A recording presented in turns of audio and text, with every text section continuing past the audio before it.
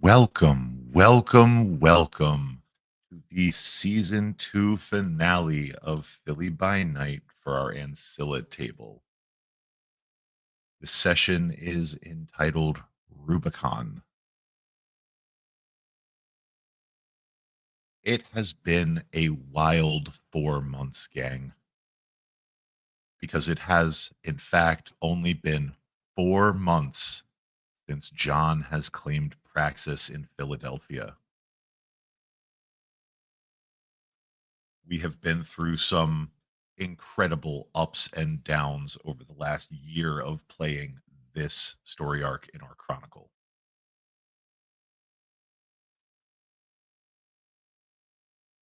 Tonight, as the sun begins to slip behind the horizon, the rot in Philadelphia is at its height.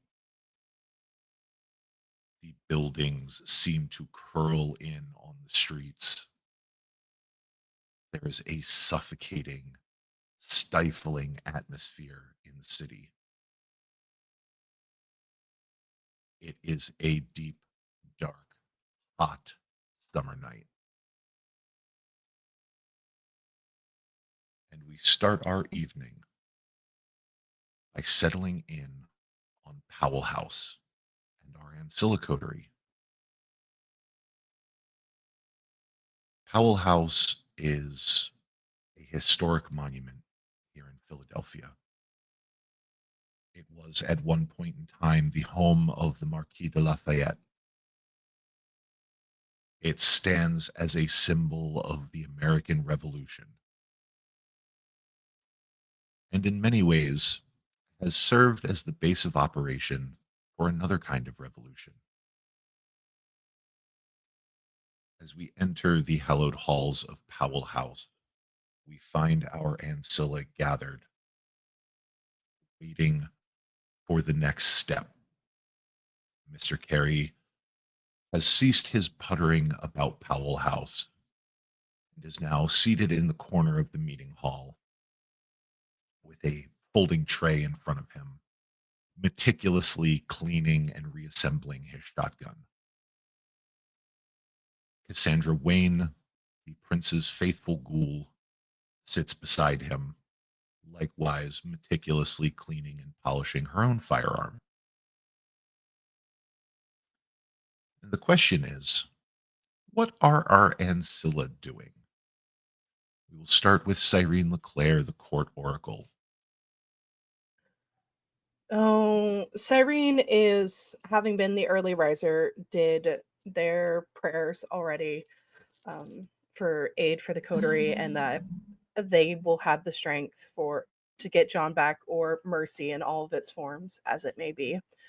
And they are going through all the intel that the Ancilla have gotten, marking paths in the sewers, various drop points, exits, just kind of going over everything while the rosary in their hand is not quite yet tucked under their shirt, but soon will be, and just kind of mumbling to themselves as they subconsciously pray, but also as they're trying to make sure every last point has been accounted for, that this battle plan is perfect.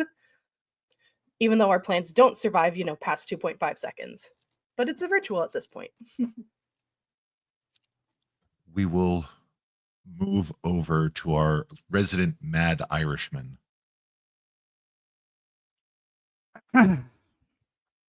Finn would be doing very similar to the ghouls, of just going over his weapons, checking his armalite, checking his pistol, going over, like doing some twirls with the shillelagh, and then like looks over at this like beautiful silver longsword that he has kind of just like sitting on the table.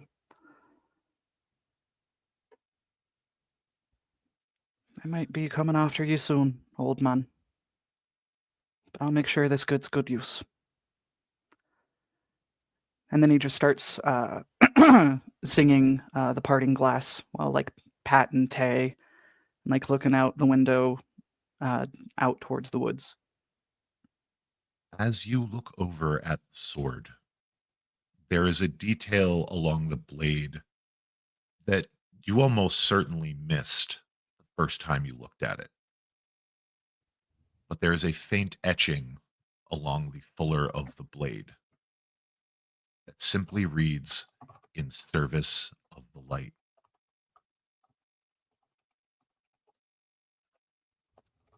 We are going to move over to our cable knit ninja, Mr. Mallory. Yeah. I think Luke is dressed differently than people have seen him before. There have been times where he's been more tactical, but it's always been masquerade safe type things. That is out the window. Today is not a time for subtlety or half measures. So, actual tactical gear of some sort is there. But since Luke relies much more on speed, it's not heavy armor. It is more designed to let him move quickly and smoothly. Say modern ninja attire. And I think he's putting the final touches on the edge of both swords. And for those who pay attention to such things, there is fresh Latin script that runs in spirals up both forearms.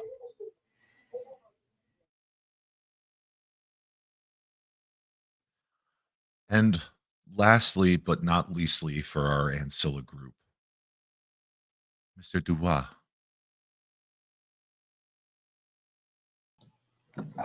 Dante would be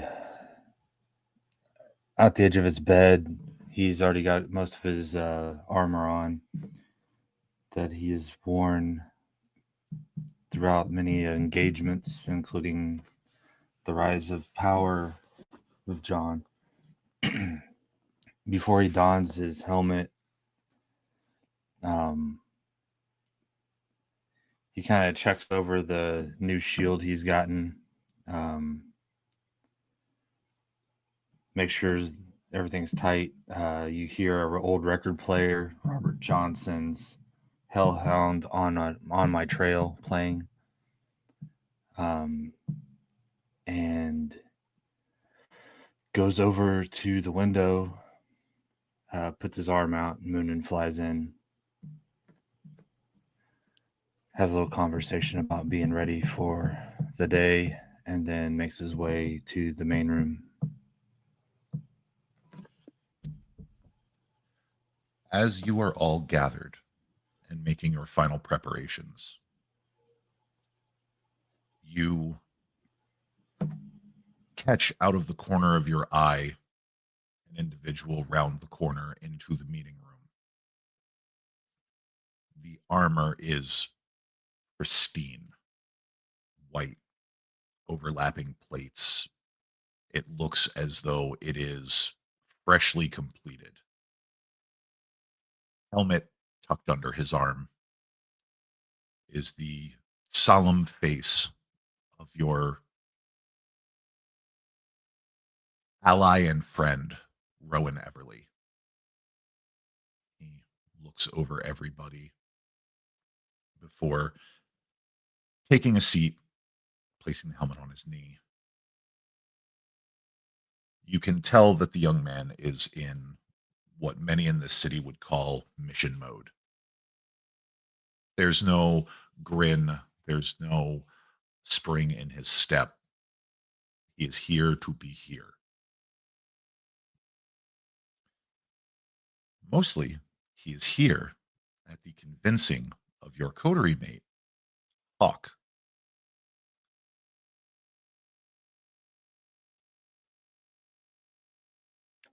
Finn will kind of walk up to Rowan and just kind of like start inspecting him, make sure the armor's on nice and tight. There is not much to inspect. This looks like the product of the last 4 months. This is his magnum opus. The armor system that is simply named Justice.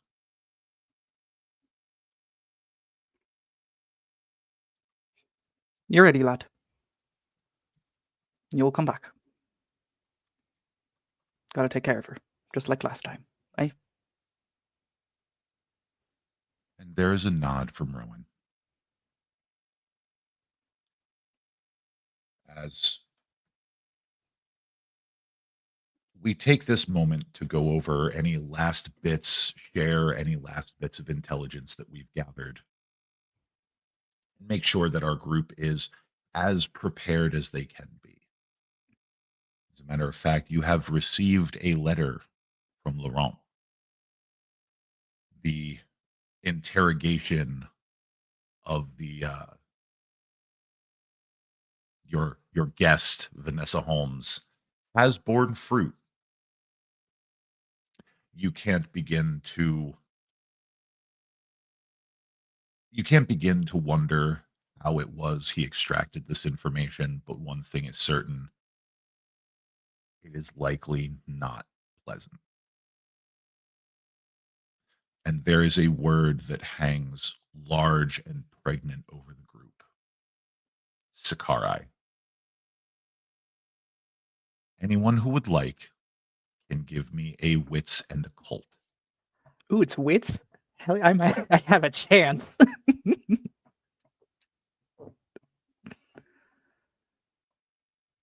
So you're saying there's a chance. So you're saying there's a chance. I'm sorry, it cut out because I was pulling up my Adobe sheet. What is it we're rolling? Wits and occult. Oh, cool. Blood cults or blood magic come into play? Nope. Ah. Two. Let's see. 3. That's still not a terrible pool for Elmo. When you mentioned a fancy name, I was like, Finnegan ain't gonna know shit about shit.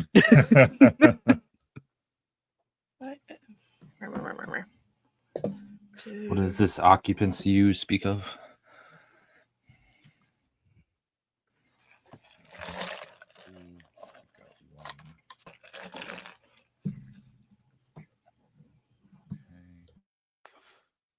Okay, I'll take 4. I have a feeling I'll need Cyrene, more later. Yeah. you have, in fact, heard of the Sicarius. Mm. These are modern day paladins, holy warriors, trained by the Vatican, imbued with powers that rival our own.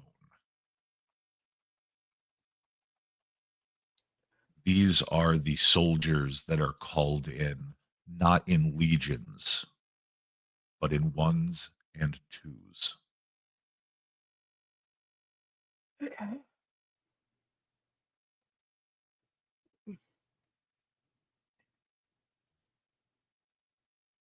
So yeah, she's just gonna kind of think for a second and mumble, 2 by 2, hands of blue. Okay. Any of y'all ever watch Helsing? Okay. Why do I keep asking that? Okay. Read the book. So yeah, the book is good. Okay, so the Sakari are paladins. They're trained by they rival us. They're paladins trained by the Vatican to do what we do. Thankfully, they're normally not sent in coterie size groups, but 1 to 2. But yeah. That means they're just as dangerous. Yeah. What about this Sicarius? Is Benji? No, the letter did not say that Benji is a Sicarius, only that he travels with Sicarius. Might be more than one then. Just as a heads up. You would get Yeah. from the letter that this is more of an occupation title than a name.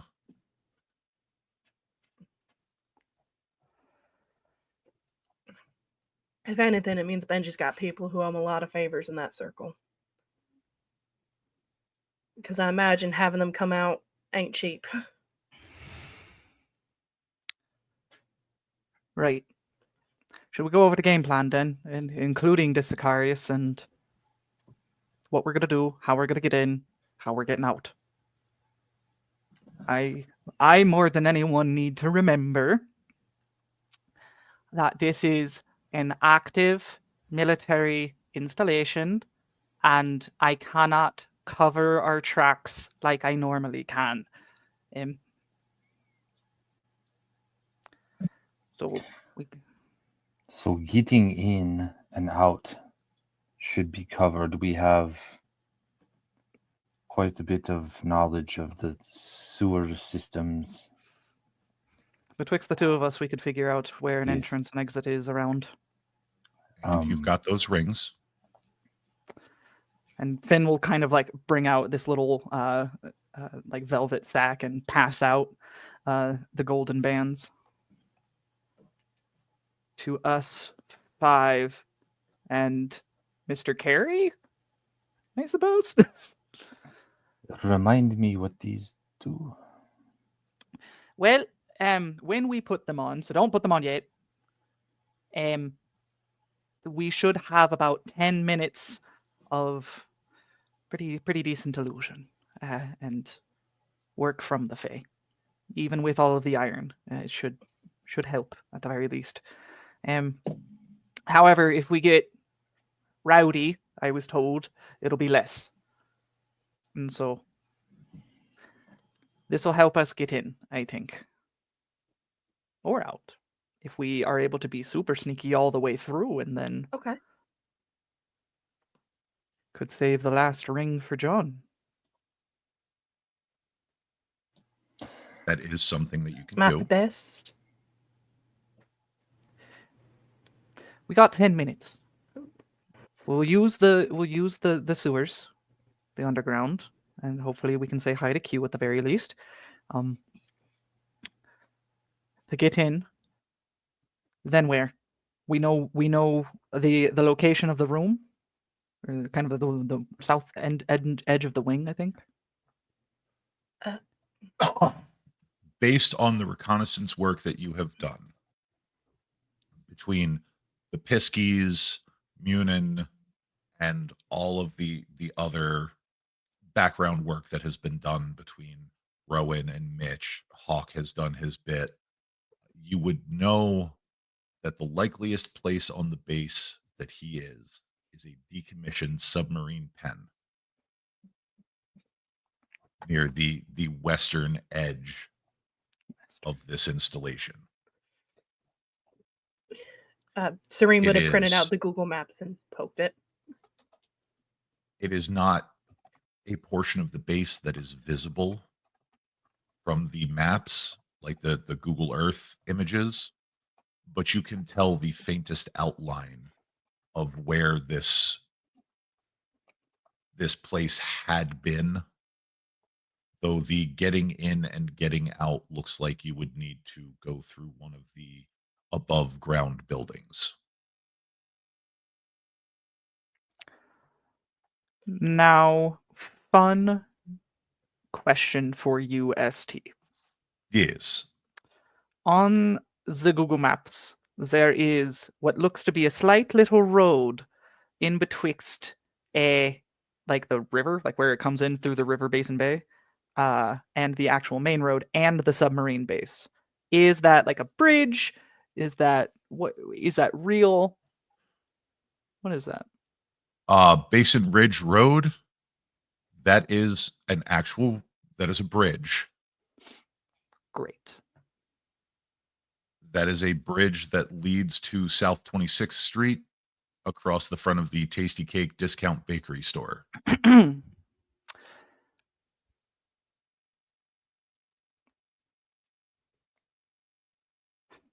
Now, I know I just said this is also an active military installation. However, if I were to make the bridge collapse slightly, that will not allow them to chase after us in the most immediate direct route. It is a mechanical bridge that lifts and lowers to allow ships through. Great. So possibly we could disconnect. We could fuck up the system control system somehow. It is a fair assumption that if you can lift the bridge and then disable it, that would be a non-destructive way to disable that road out of the base. Yes. And here's the voice of God say non-destructive, and he just like huffs a little bit, gets a little sad. Well, I mean, you can disable it a little. Yeah, No, I feel like I please, can we are still going be to be next to destructive to the control panel, Hmm. but I don't. We don't want Yes, you tracks should back show to the us. list. If we can have it be non-obvious, perhaps I'll do my best. But I just know that I'm ready for shit to hit the fan and go sideways. There's destructive and then there's destructive. And you know that the former is far better than the latter. And so no one is surprised, at the very least this time. I am going to be bringing along the high explosive in a couple of incendiary grenades. So that will be utmost last resort. I am hoping to use the high smoke grenade for its intended purpose. But we did find out that it can make a mighty good fireball in a pinch.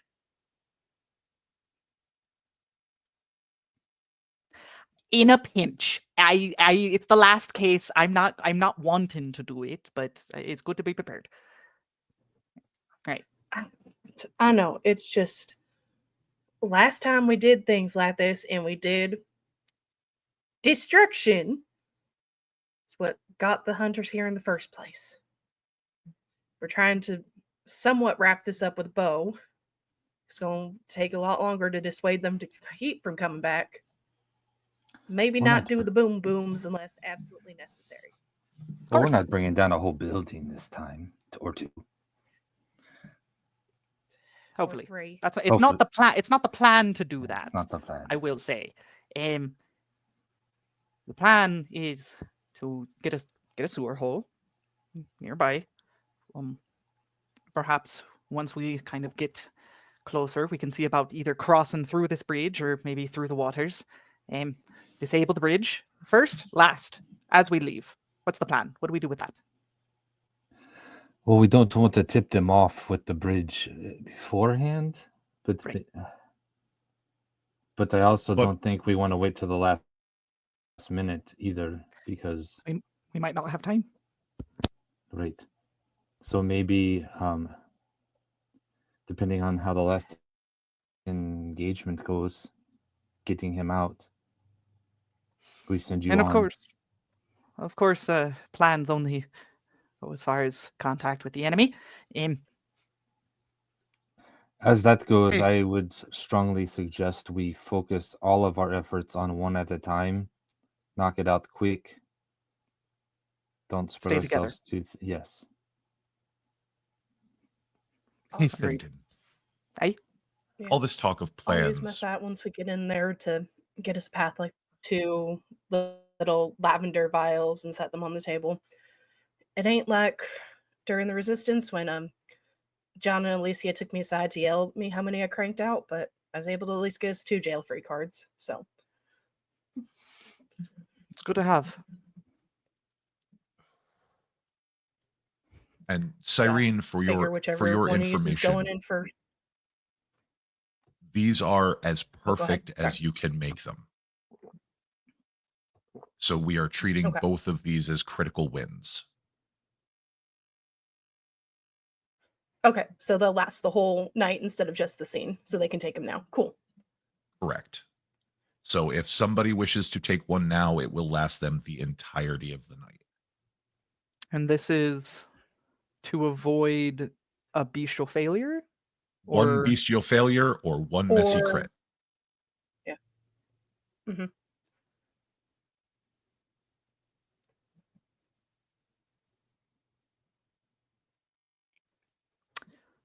who is going to be rolling a shit ton of dice? who has the most chances to possibly get a messy critical? Because even with the things that Finn is like really good at, his pools are like 6 to 8, depending on like specialties and things. And so if people have like 10 plus pools, I would say them. I would say Luke has a couple of those, depending on what it is. I think the highest I have is maybe 8 or 9, if I don't blood surge. Yeah, without blood surging, my swords are at 8 constantly. If I blood surge, they're 11s. So Goodness. I think definitely one for Luke then.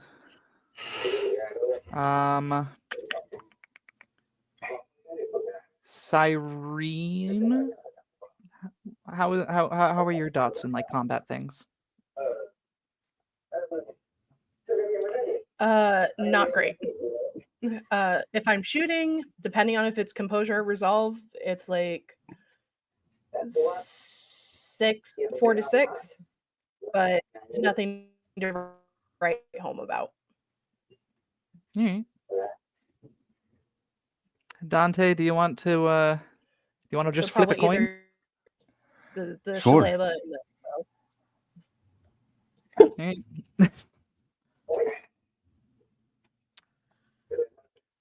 Heads or It tails? is-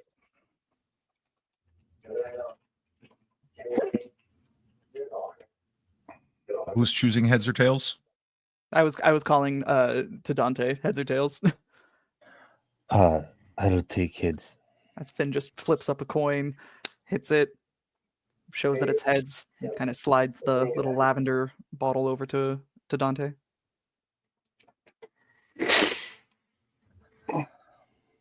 Cheers, mate. So I take this now. You can take this now, and it will be good all night, but it will only help you with 1 bestial failure or 1 messy crit. is it a choice thing, or is it a when it happens, it automatically fixes it? When it happens, it will automatically fix Okay. it. Okay, so might as well take it now. I mean, yeah, Luke will do the same. Okay. As you are downing these potions, you hear the door of Powell House open and then close. The sound of two sets of footfalls clicking towards the meeting room. And, oh, special guest, can you tell us what our Ancilla see as you round the corner? Good day.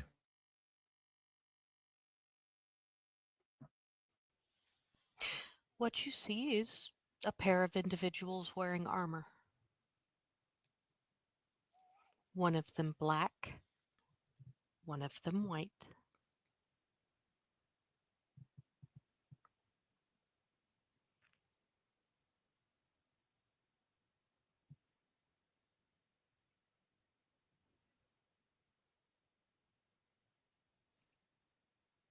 Are they fully armored, like helmeted? Oh, yeah. I mean, they're in SPC outfits if you want to look. Of course, of course.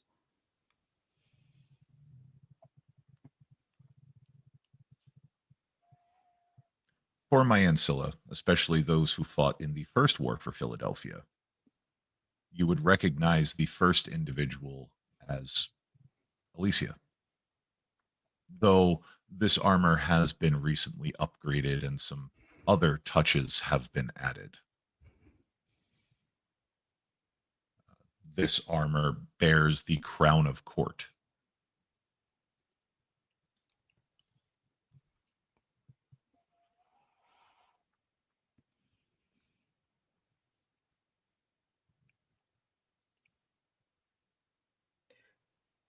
Cyrene will Ain't no one gonna bow say her head nothing. respectfully. Finn's just I was staring gonna say at the hello, other Your Grace, figure. and then you cut me off.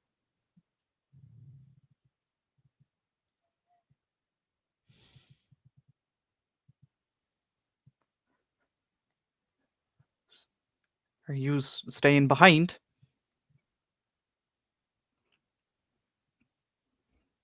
I think we both know the answer to that. Whether I will it or no. Some of us know what our duties are.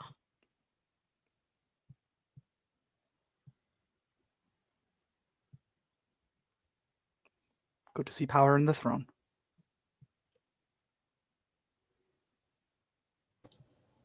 Ain't gonna yell at any of you. Ain't gonna try to talk you out of it.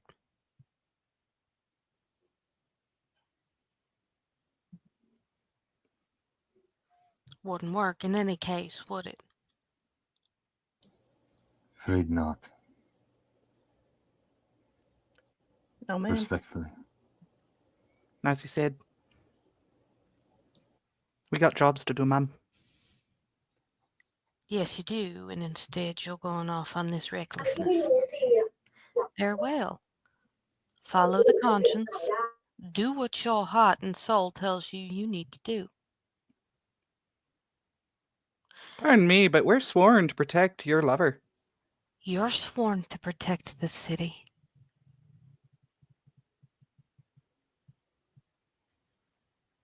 Are we not doing that, ma'am?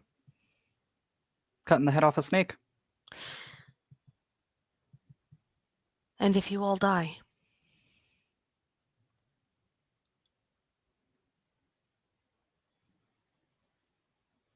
We'll make sure that won't happen.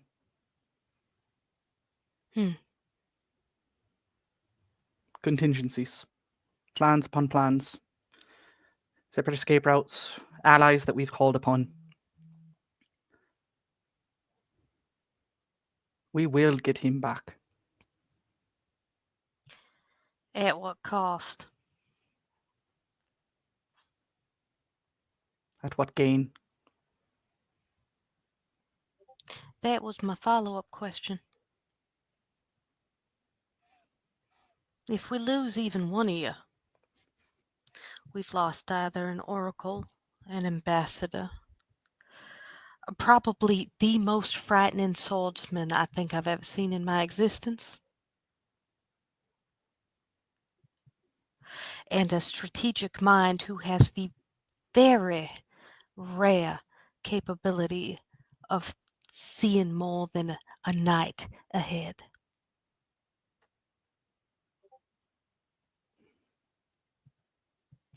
We don't know what condition John is in.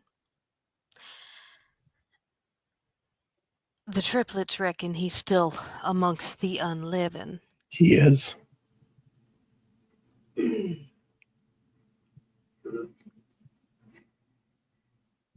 Which means they want him for a reason, and we will not allow that to continue.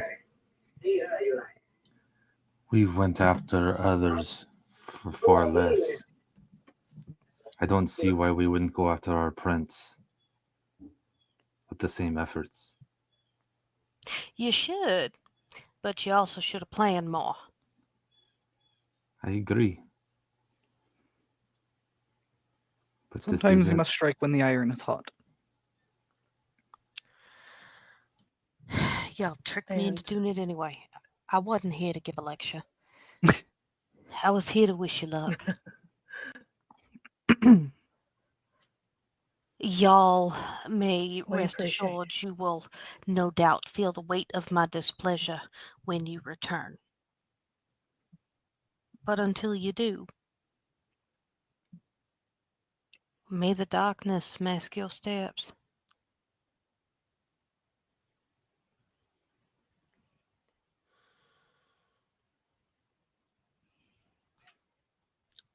Bring him home. Of course. I don't care what condition. I don't care if it's via dropping him in a mailbox before you gotta go underground or something.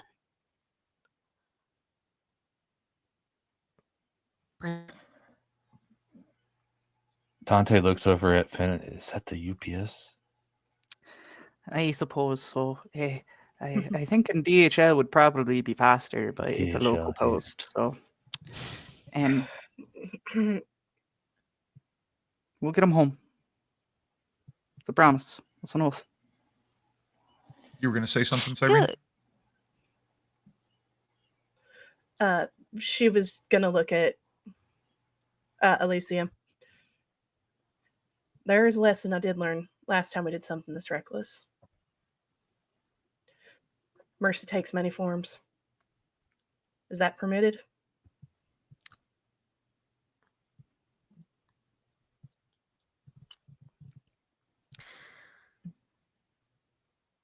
You may do what must be done.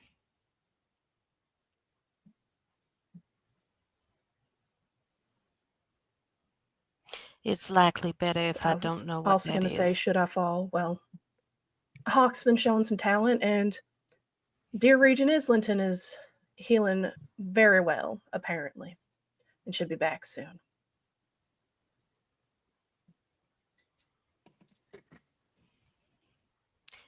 I will have to have a word with Mr. Islington, but I'll wait until after he pieces himself back together. Again, given that he likely has to answer to Benny as well.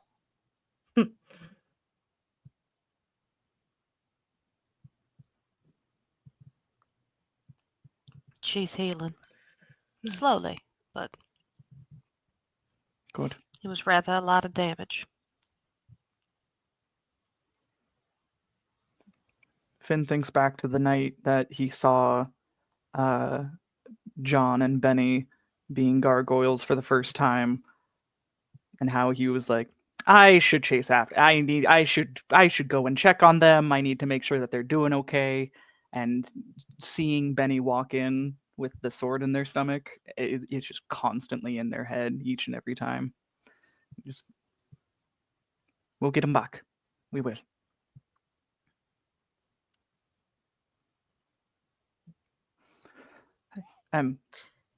Seafra, since you're staying behind, and he will kind of reach down and pat Tay and say, keep a close eye on her. Hey, lad. Send him over. That's not needed, and you might need him with you.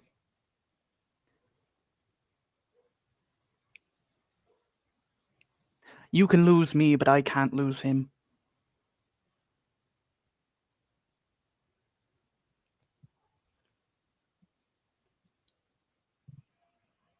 I know I can't go. Make sure Rowan comes back. Of course. I've already made him make a promise. And you know how I make people keep their promises to me. Yeah, the Fae do that too. I was just about to say, I might not be as blessed as you or Mr. Mallory over there, but I have me ways. And just kind of gives her a quick hug. Just like a 2-second emotionless dad, just like, I gotta do this, and then just like kind of moves away and stands off to the side and just rehardens himself.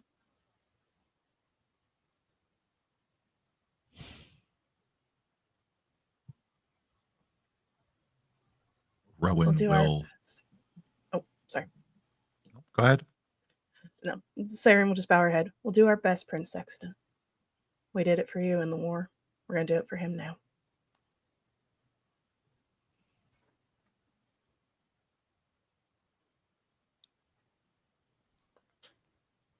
Good luck.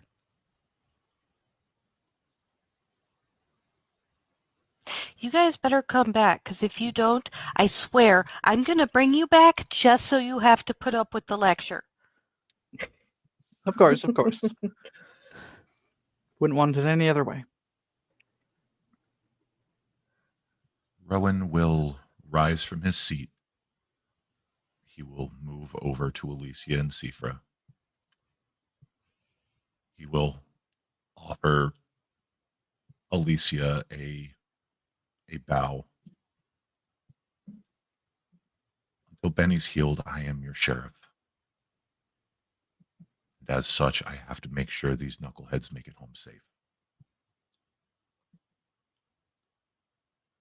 Didn't I say I wouldn't? Didn't I say I wasn't going to lecture? That includes you. So does the threat. When I get home, I'll take my licks like a big boy. Lecture. Licks. And he looks over at Sifra. That means you too, Dragonfly.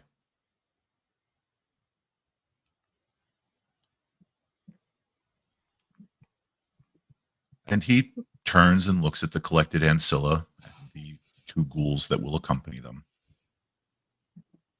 All right, Kingsguard. Let's mount up.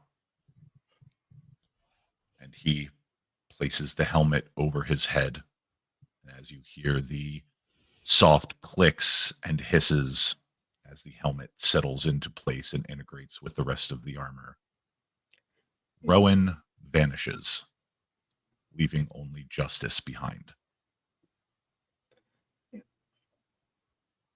Cyrene, as they pull up their hood, goes, "May darkness watch and protect us all, and the divines guide our path."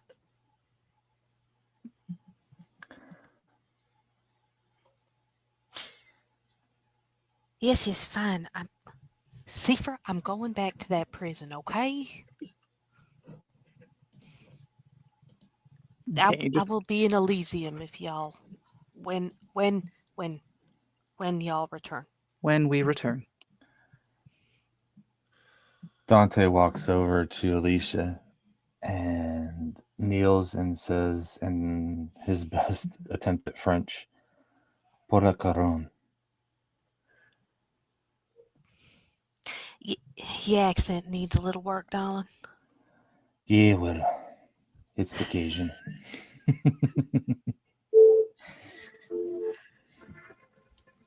That Cajun will get you every time. Mm. So Rowan leads you all through the back entrance of Powell House and out to the carriage house. Inside is a vehicle that at least 3 of you would recognize from the war. It is a beat up old tasty cake truck.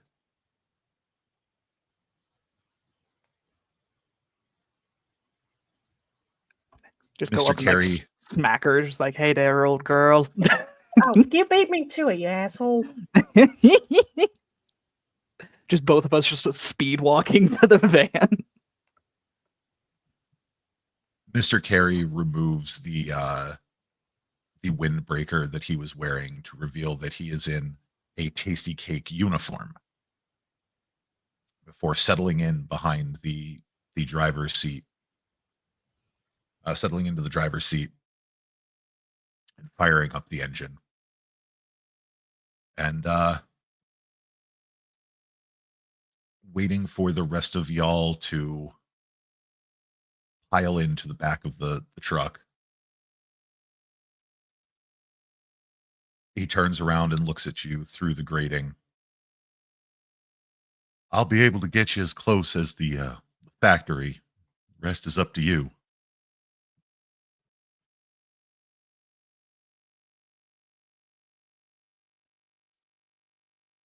And Rowan will take his place in the back with the rest of you.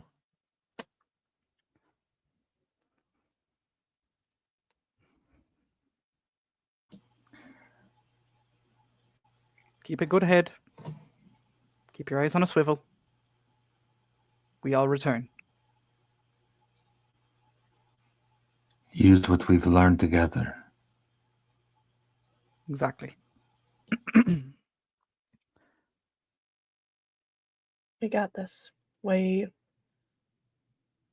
you may not have been there for the first war, but you've been there for this one, and well, if I have to go back into the maw of the beast again, I think this is pretty good company for the trenches.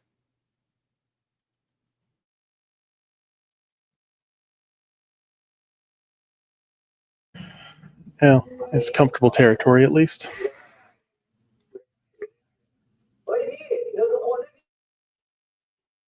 And again, Finn just starts singing The Parting Glass as they make their way.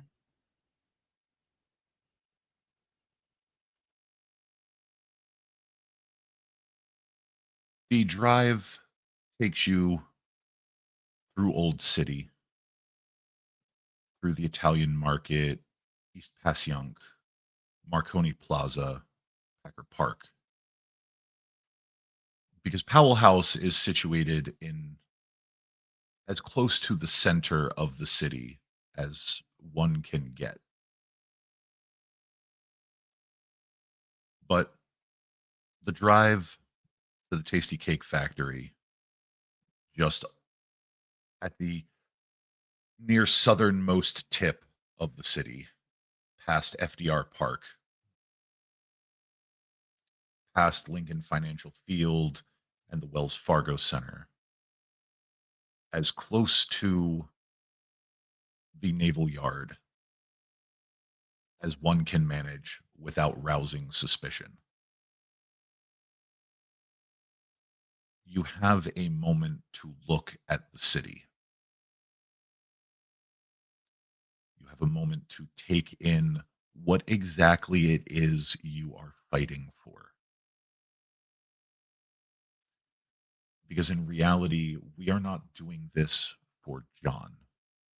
We are not doing this for Alicia, or Rowan, or Sifra, or any one kindred.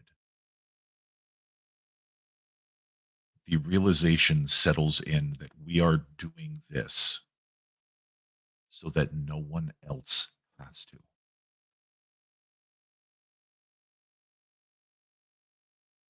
Because if we are successful tonight, we have not just expelled the hunters from the city, we have sent a message. Philadelphia is closed for business.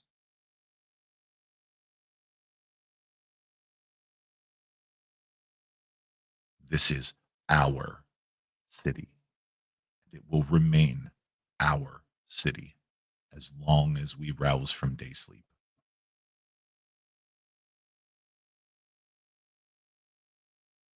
The Tasty Cake truck moves through the gates of the factory and chugs along to the rear of the building. It comes to a stop not in one of the conventional parking spaces, but with the rear doors just over top of a manhole cover.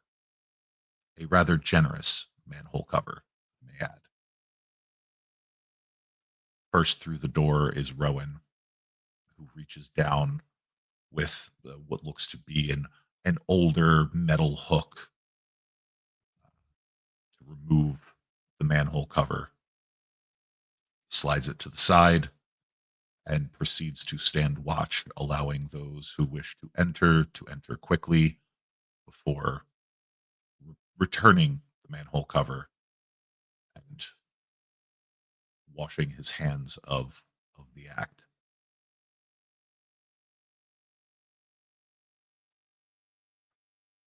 Finn pops eyes at the beast and goes down. Okay. Now, while we are here in the sewers, I will go through in chat order, and we will see what all we are popping. I would like to remind you that we do have 3 blood bags with us, and there is also an emergency snacky for Luke. So, we will start with Cyrene. What all are you popping this evening?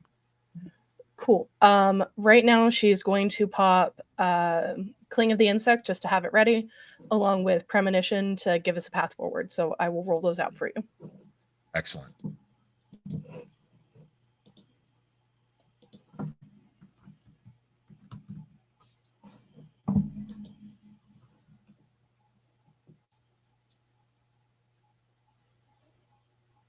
Please hold while I try and find the box of doom on my phone. If you want to move on to the next person.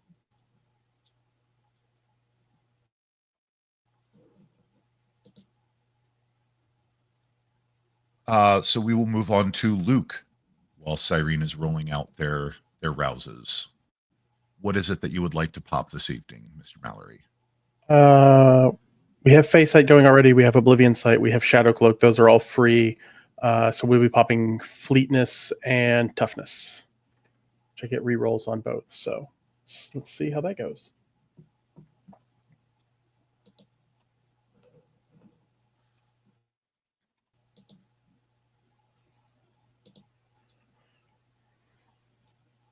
Okay.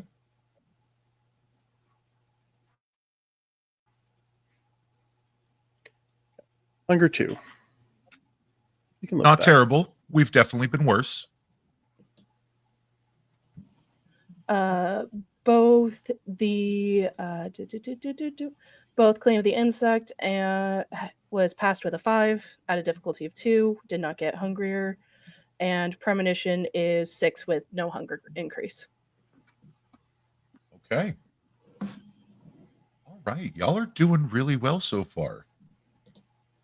Dante, what is it that you're rousing for again, real quick? I am rousing for potence. Okay. I have Arms of Ahriman, but I don't want to just pop that right now, and if that's all right, That's fair. walking through with it. And lastly, but not leastly, Finnegan, is there anything else that you're activating other than Eyes of the Beast? He's just strapping on the padded armored overcoat and screwing on silencers onto the pistol and Armalite rifle, securing his shillelagh and the silver sword. He is a little bit of an armory, but prepared. For the purposes of tonight, I would like you to make notes. Your armor will allow you to ignore 3 superficial damage. That will be the first 3 superficial damage that you take in combat. And then the shield that Dante has will take another 3 points of superficial damage as long as you are wielding it out in front of you.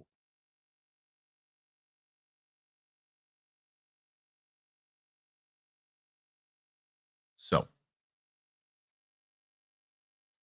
with all of the preparations that we have made, we begin our trek through the sewers. At a certain point, the sound in the sewer changes, and you can tell that you are beneath the river. Every now and again, you can see one of those strange mutated rats. Hugh's buddies, his very special friends, that seem to be pointing you in the correct direction and offering what moral support they can for these strange, deformed triangle beasts. After each one, just kind of give a wasabi pea and just like, thank you, kind master. Tell dear Q that we hope he's well. That is actually a very good question from our chat. Does Finn not have toughness?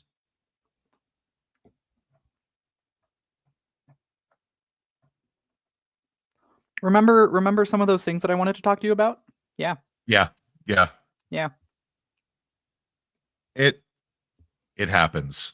It happens.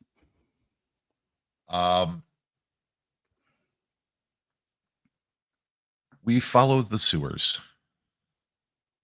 and we soon find ourselves popping up inside of what looks to be a disused warehouse. There are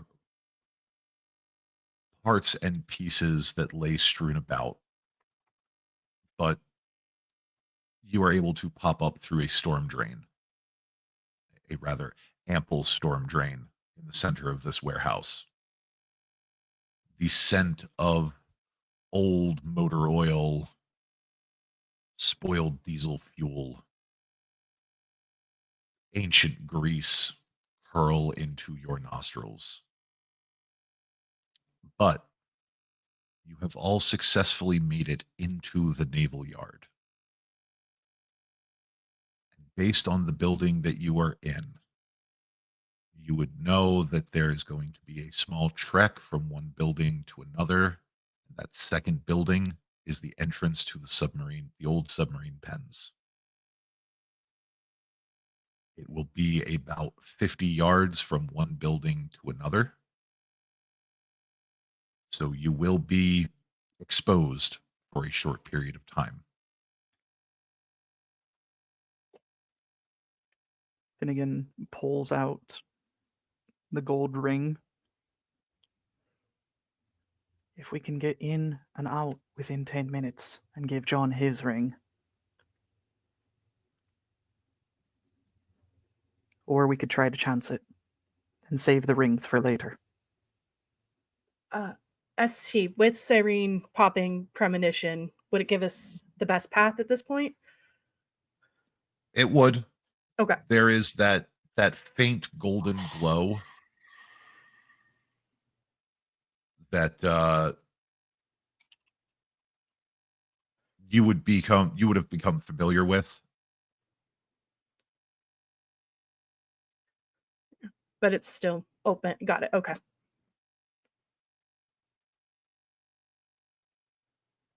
I have something to pull up myself. Because Cyrene will kind of point to Finn and then gesture with, the path to go.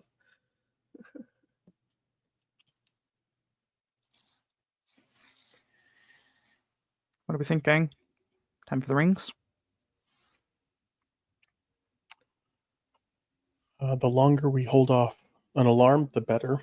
So I agree. No, put on how many rings do we have? 6. 6. Okay. Yeah. So 1 for us, Rowan, and then we held on to 1 to slip on John when we... Right. I was thinking we had 5, and I was like, wait a second. Yeah. Because Rowan came with us, right? He didn't just close and stay with the van. Nope, Rowan is with you. Great. That was great. Like, please illusion that man in pure white as we sneak through here. Right? Statement made, but come on. Yeah, I love how everyone's in like fancy, especially in the previous scene, in like fancy armor and like high tech and like suiting up and stuff, and then Finn just puts on an overcoat and then pulls down the balaclava over his bushy beard. Whatever works, dude. Whatever works. I thought about wearing my mask for here, but it would be hard to emote through it all. Yeah, that's very fair. In case Haint Shroud gets popped, I finally found it. Nice. Right. Yeah. Almost impossible to emote through something like this. But yes. A lot of awkward head tilting. But yeah, Finn will pass out the rings to everyone, and then basically it'll just be like, okay, ready, 3, 2, 1, go time. We got 10 minutes. As you slide on the rings, you don't notice a change in yourself. When you look down at your hands, they are your hands. When you look down at your clothes, they are your clothes. But when you look at your compatriots, even Rowan, you see what look to be just standard naval enlisted men. The uniforms are simple. They are designed to escape notice. John Human Man. Yeah. Yes. Human. Human. My cousin, Hugh Grant.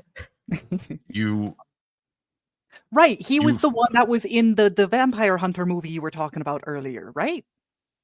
Oh, he looks like it. The huge Ackman. Huge Ackman. And then we'll go off to... We'll start casually. We're not trying to cause a scene. We're not trying to do anything. We're just following Cyrene's nose. And this is also why I left Tay behind, so it wouldn't just be 5 humans and then just a small rhino. What that dog doing? Whose horse is that? Whose horse is that? Yeah. Moonen's But- just flying over. Yeah. Yep. Arwen's back guarding the truck with Mr. Carey. I figured we didn't take the bird through the sewer. Seemed mean to the No. bird. It does seem mean to the bird, It's doesn't like, it? ah, bird, you come underground Like, with me. he likes the rats. He doesn't like the rats. You know? Ask So- the young gangrel how that went for a squirrel. Poor Acorn. We love Acorn. But we are able to make our way. And because it is the dead of the night, there is not a lot of activity on base. But if all of you could please roll me a wits and awareness. Would one say that I'm possibly paranoid in this situation? Gee, I don't know, maybe. Follow up, would one also be hyper vigilant in this situation? Yes, you may have your hypervigilance. Yes, you may have your paranoia. Ambushes do not count just yet. I can't magically spontaneously generate a specialty that's applicable here. And it is a sliding scale, so make sure we breathe as we're making our rolls. I was just about to be like, I'll willpower if I need to.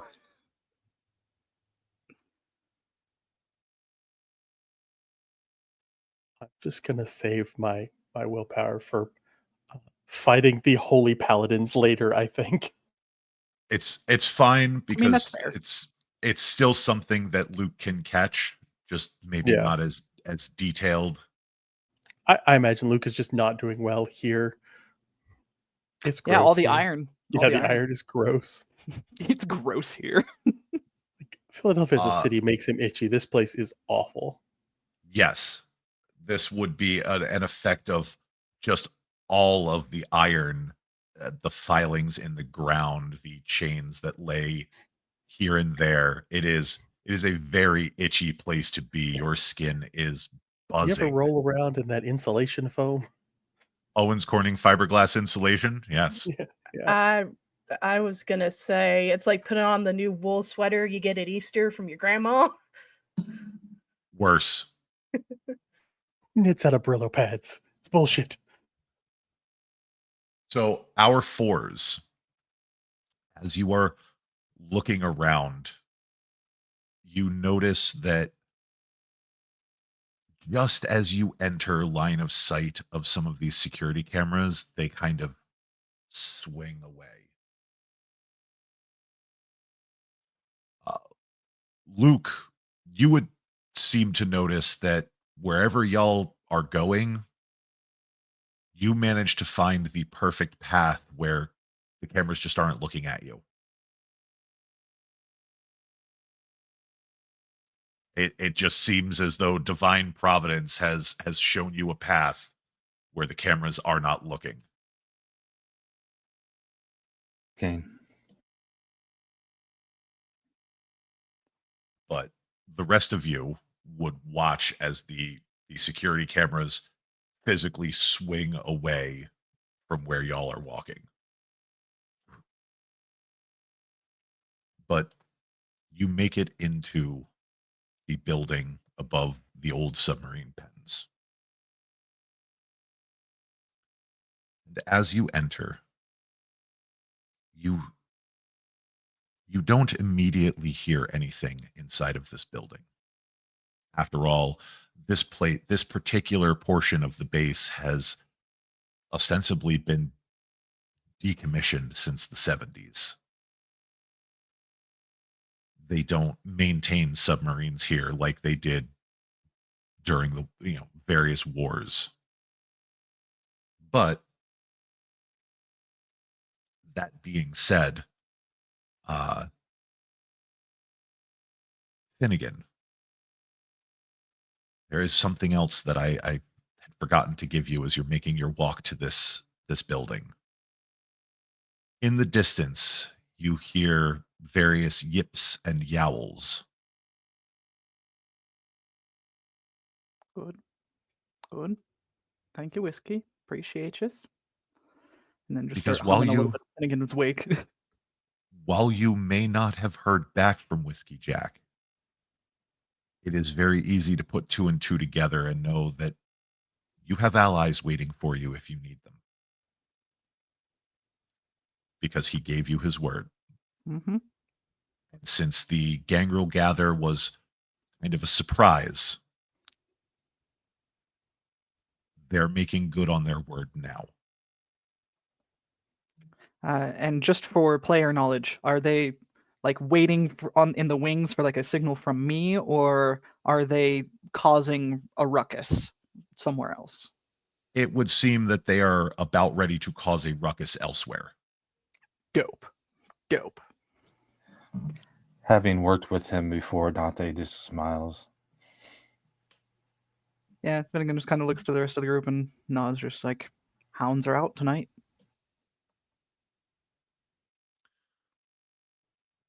And may the Lord of the Hunt Cyrene, lead them well.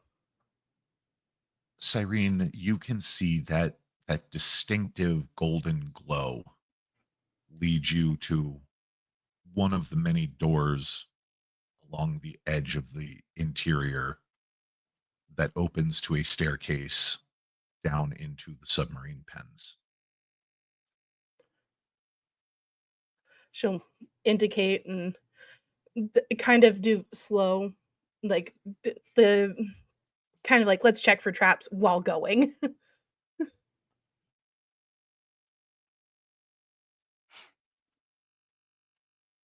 100%. 100%. Go ahead, and those of us who are investigating traps, give me a resolve and investigation. It's not bad. If Finn is rolling, can I lend him a help die? Sure. Okay. And Cyrene seemed to be like, yeah, there's probably something. We need to keep an eye out for it. Like, you seem pretty confident with it. Cyrene's just being paranoid.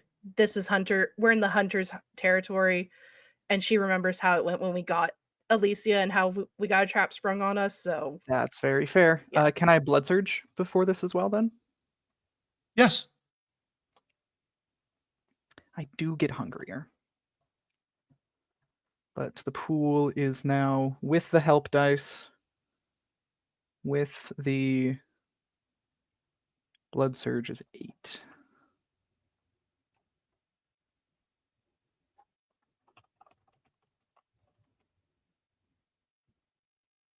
Not bad. 4. Is it sliding scale, or do I need to worry about that that one there on the hunger? You don't need to worry about that Okay, one on the hunger. cool. So, Luke, what you may have missed, Finnegan is more than able to help you find. Because what I did for sake of transparency and keeping things above the board, I just combined y'all's scores together. So you are able to find a couple of, as you're walking through this hall, there are bits of fishing line that are strung from one wall to another, these crude trip lines. This is old school, low tech. But you notice as you follow these lines, there are devices connected up inside of the ceilings that these lines lead to that look to be boxes containing crossbows. Crossbows loaded with wicked-looking wooden stakes, tipped with silver.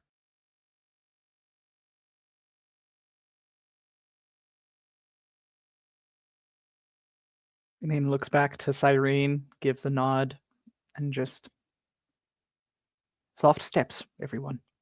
We don't have time to disarm everything. But soft steps.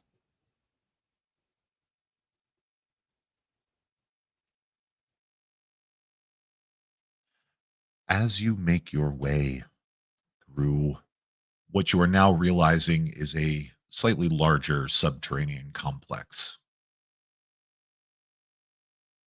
one of the first doors you come across is ajar, ever so slightly. And you hear, "Hello? Is someone out there?" Finnegan, No! you recognize this voice. Oh, no, you didn't. It's Colin. I mean... Finnegan gets a look in his eye and like starts going for the door. Okay. Is anyone going to try to stop him? Cyrene is going to whisper in Gaelic, wait, let's try and see if there's someone in there before you push the door. Could be a recording. Yeah, Dante put his hand on his shoulder. Listen, Cyrene. You know where we're at and what we're dealing with. If it's a recording, how did they get it? We'll investigate. Just let us look first. You have 10 seconds. And then I'm busting through that door.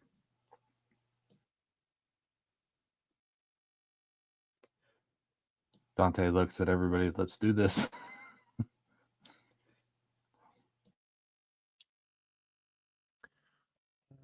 Luke doesn't have the best at investigating, but he is probably the best at avoiding something if it happens.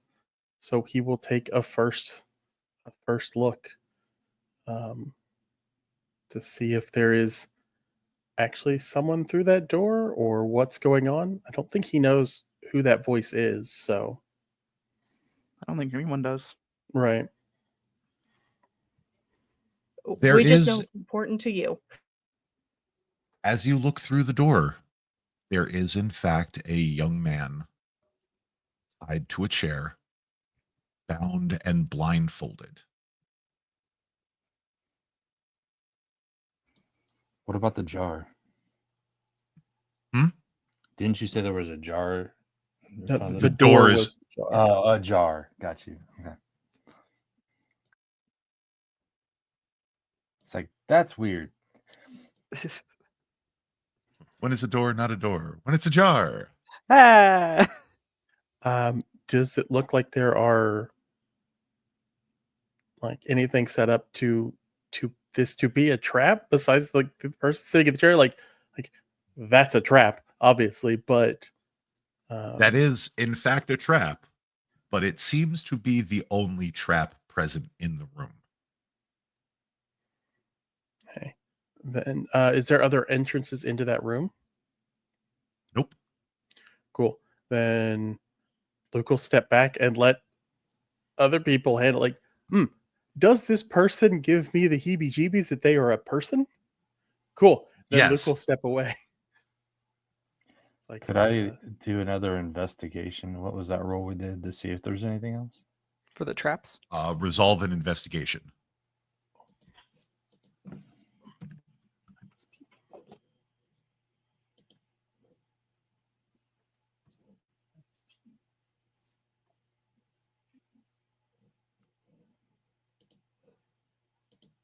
the chair is going to take a little bit getting used to. It's comfortable, but it just sits slightly different. First off, I'm sitting. Valber, your most- mic's live. It's a little bit different. I don't think he has his headset on either. It's There we go. Handled that. It's a door. That door sure is made of door. A dory door, one would say. But yeah, there does not appear to be any other traps other than the individual who is seated near the back of the room, bound and blindfolded. But then again, he has a touchstone. Yeah. Yeah. It would seem But if I do it would something seem now, our dear Benji has done his homework. yeah, that's super great. That's super great. Okay. Especially after what Dante and Cyrene said, that like think about where we are, think about what they're doing. Finnegan knows that he can't risk the entire mission right now. And he like tries to steady himself, and he's like white knuckling the shillelagh. But as like everyone kind of tells him that like it's okay, it seems like a person is in here alone in the room. He'll kind of like run in or like peek his head in the door, see that it's Colin.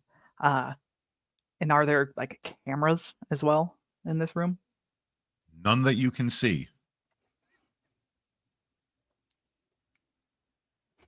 And It would appear though that this individual is the trap. They left the door open for a reason.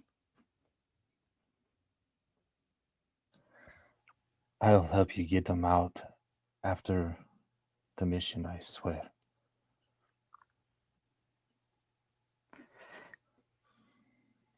And he just says softly in Gaelic, I'll be coming back for you, son. Right? I won't let them keep you. Just trust me. Trust an old dog. You're saying this out loud in Gaelic? Whispering. Okay.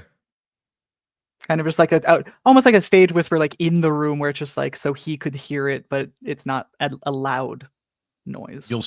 You'll see his head jerk around as if he's trying to figure out where. No. Still. Stay still. Don't move.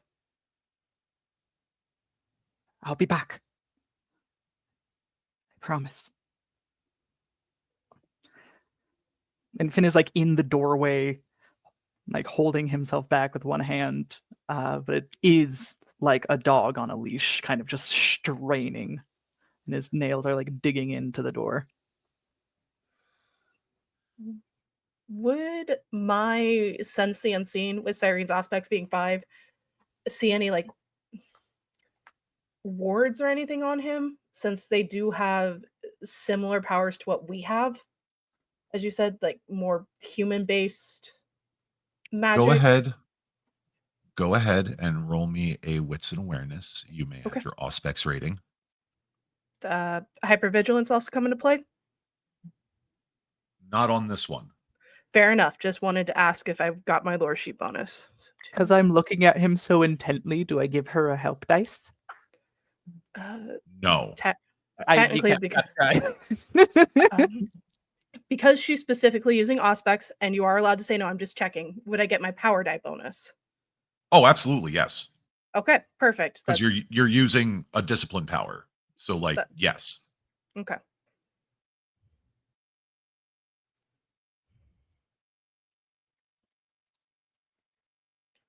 Okay, 11 dice. That's pretty good.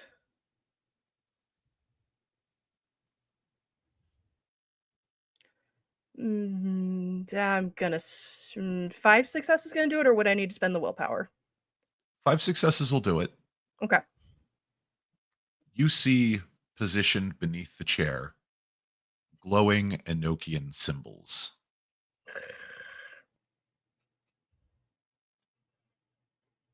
Okay. That's great. not great, but okay. There's no can under him. So they rigged it under him.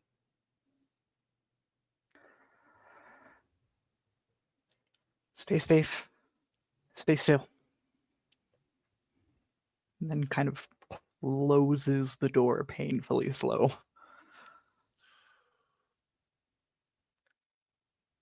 As you continue on down the hallway, there is another slightly opened door. And Luke, you hear a familiar voice from behind that door. I'll fucking kill you, you son of a bitch.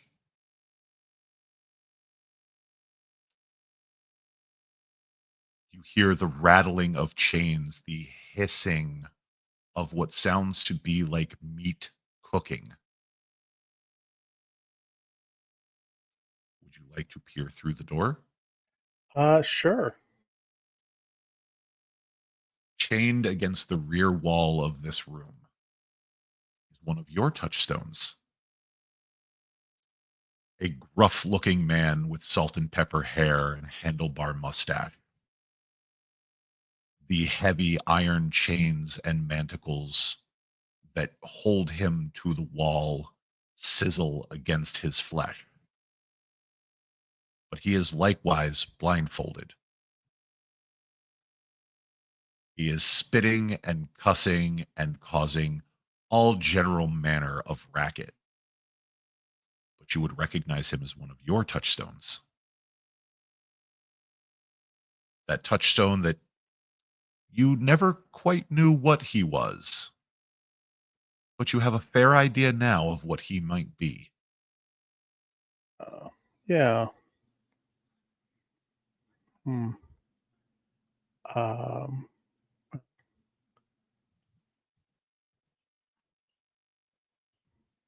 Heavy chains is not going to be something we're going to be able to get off of him.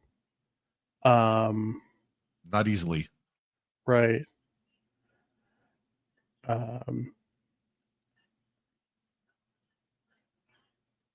Yeah, I don't.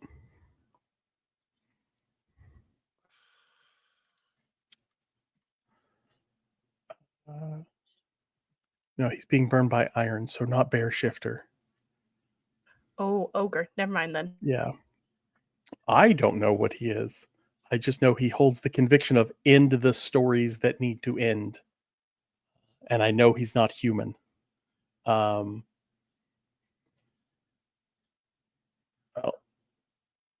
last room, because I had to step aside, didn't have any traps in it, but had like the Enochian thing under the chair, right? Correct. All right. So does this room seem similar then? With your face sight and Cyrene's sense the unseen, you are able to spot similar Enochian symbols on the wall behind the man. So it's a kind of, if he's moved out of here, it seems like it might trigger kind of thing. Yep. And I'm assuming we don't know what the spell that gets triggered is. We just know that there is a spell behind that will get triggered. Right. Correct. Great.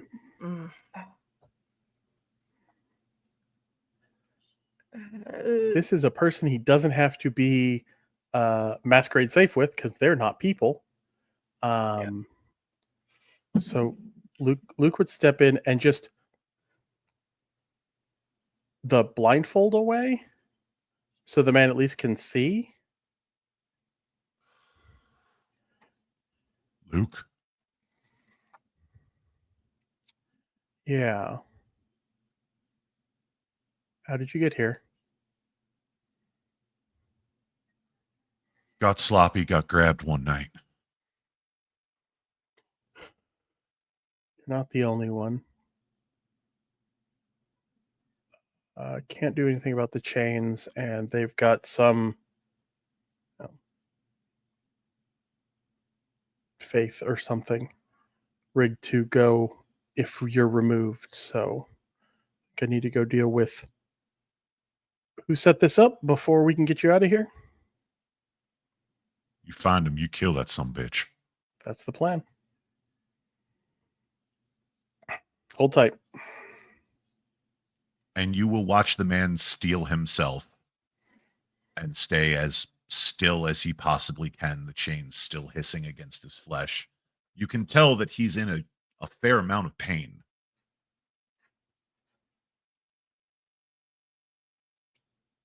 Yep. But And Luke will leave him there.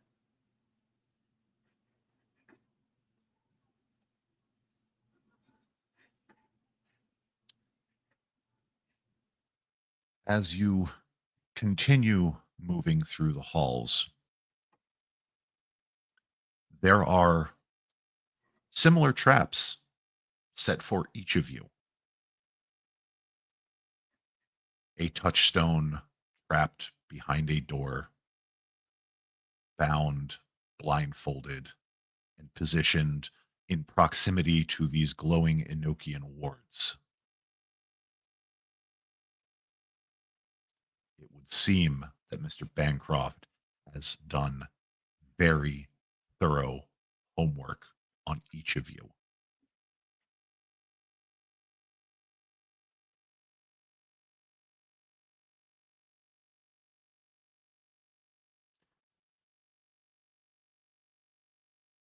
As you continue to move through the hall, Finnegan, you are the first to hear the faint strains of Gaelic. Anybody else here that speaks Gaelic soon after Finnegan will also pick on this. It is the faint, stuttering refrain of the soldier's song.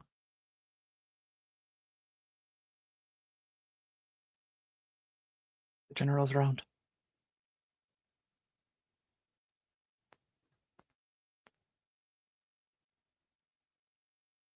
As you move closer to the sound of the general's voice, that pained repetition like a mantra or a prayer,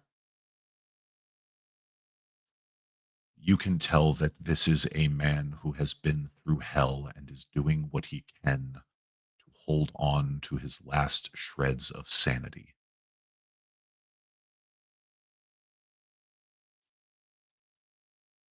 As you enter the submarine pen, strung up in the center of this massive underground chamber, you would find your prince. Around him is a ring of light, bright as the noonday sun. Through his flesh is woven silver cords that lead up to and are secured to the thick iron chains that hold him in place. His head hangs, his hair matted against his face with vitae. As you get closer, you can hear him swap back and forth between a soldier's song and what sounds like the whispered pleas to some unseen face. Anyone who has any dots in medicine would know that this man is hallucinating. Hardcore.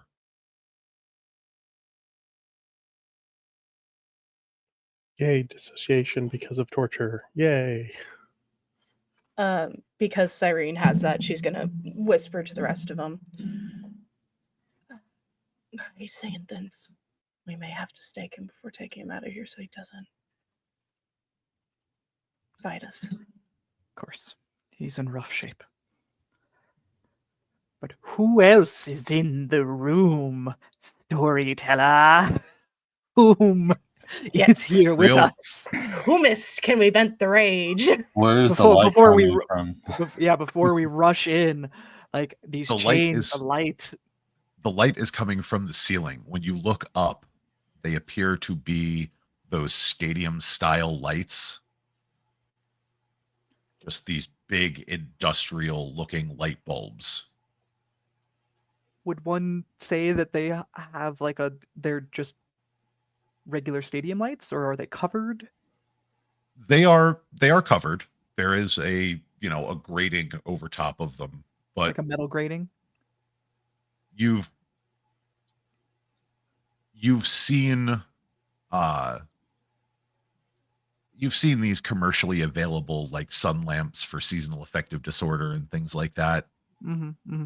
These look to be an industrial size version of these powerful UV lamps. Got it. Got it.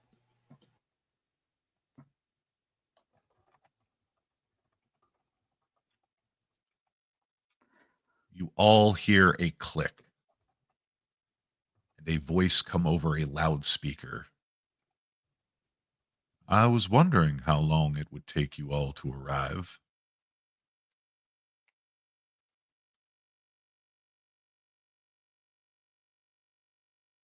And just crouches instantly and tries to find cover. Go on. Claim your prince. Cross that line.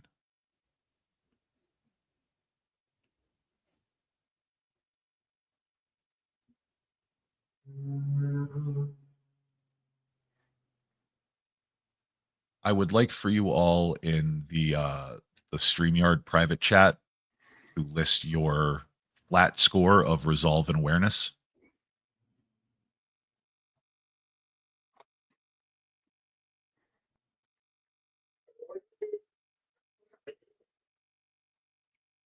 All right, lads and lasses, and all of their friends.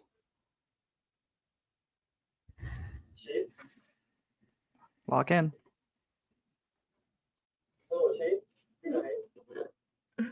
Doesn't. No, never mind. It's just resolve and awareness. Nothing. Gotcha. Yeah, my constant consternation that celerity does not add to this initiative. So we have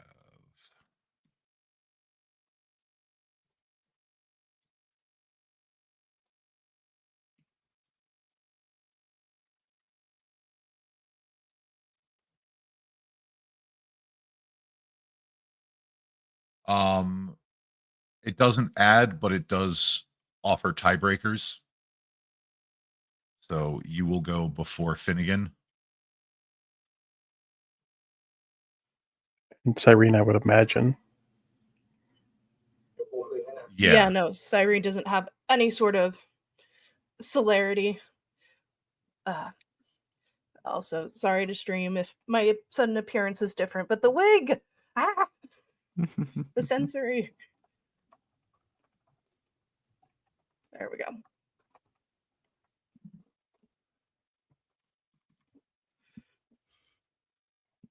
Okay. So I have our initiative order set. I can put that over. Yeah. So we are going to start off in initiative order with Dante.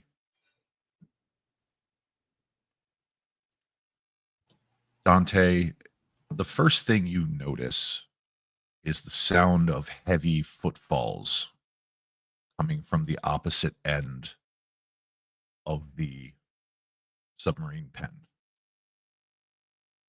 And coming into view are two individuals in gleaming white armor.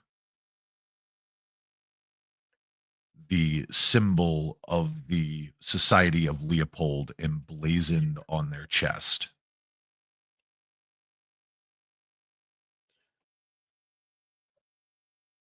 One of them carries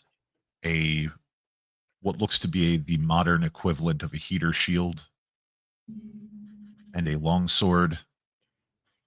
The other, what looks to be a dagger in one hand and a short sword in the other.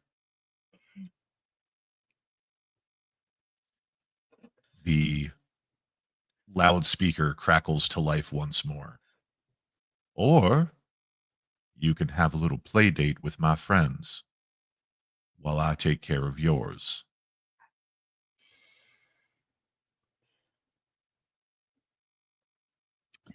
I really want to shoot that speaker.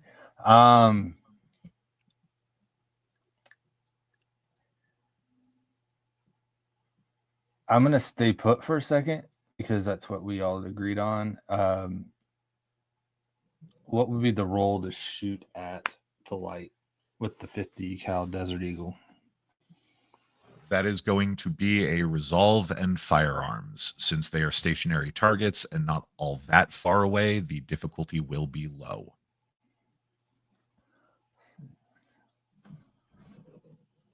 Excellent.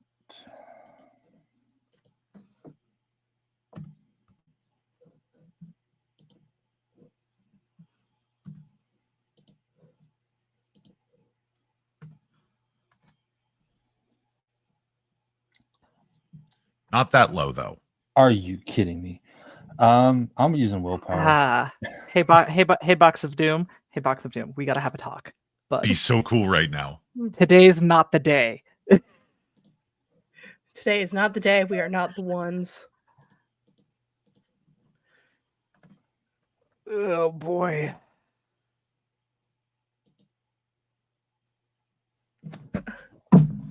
Does a 2 make it at least?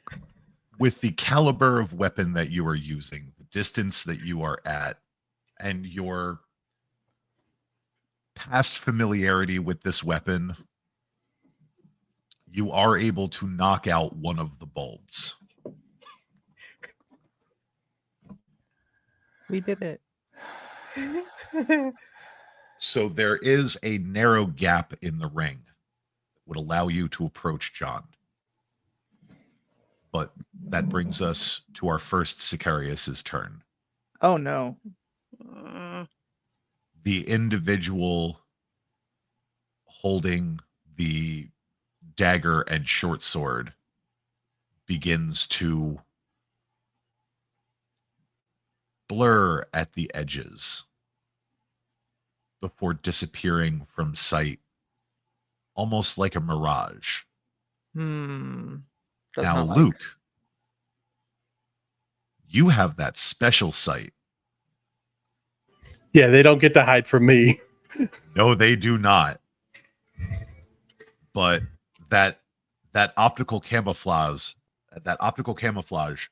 sure is potent stuff.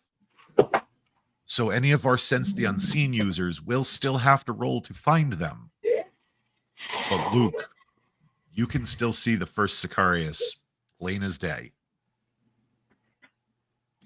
We don't have a lot of subterfuge, but we're going to try not to give on to the fact that we can see him yet. Okay.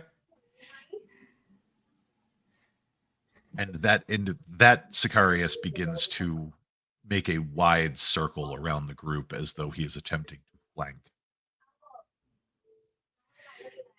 The second Sicarius, whose turn is next, continues to move forward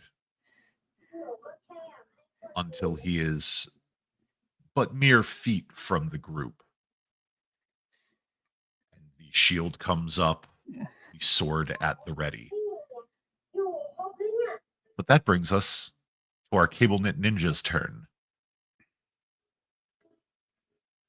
Yeah, we're drawing what I've started referring to as Dark Star, that sword that, as it is drawn, seems to, this is the first time it's been drawn in this much light. I would imagine it seems to almost drink in some of that and glow in not a way that is healthy for anyone. And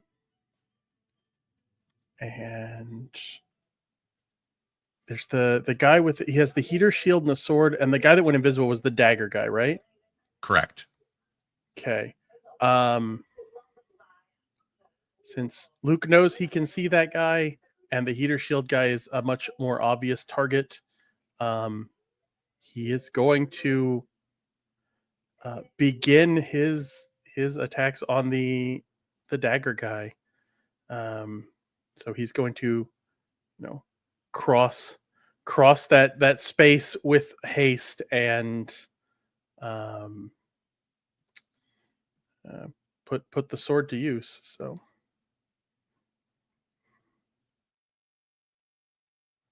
Okay. So we're striking at the Sicarius. yes. Okay. So go ahead and give me a dexterity and melee, please. Can do. Okay, Box of Doom. I need you to be real cool.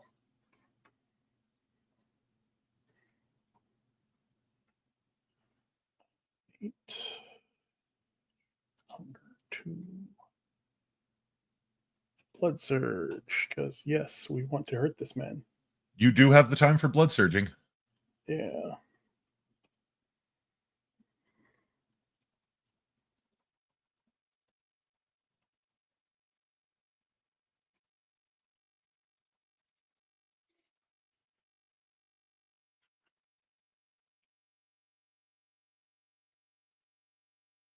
So that's 5. Yeah, we'll leave 5 and see how that goes. So let's see here.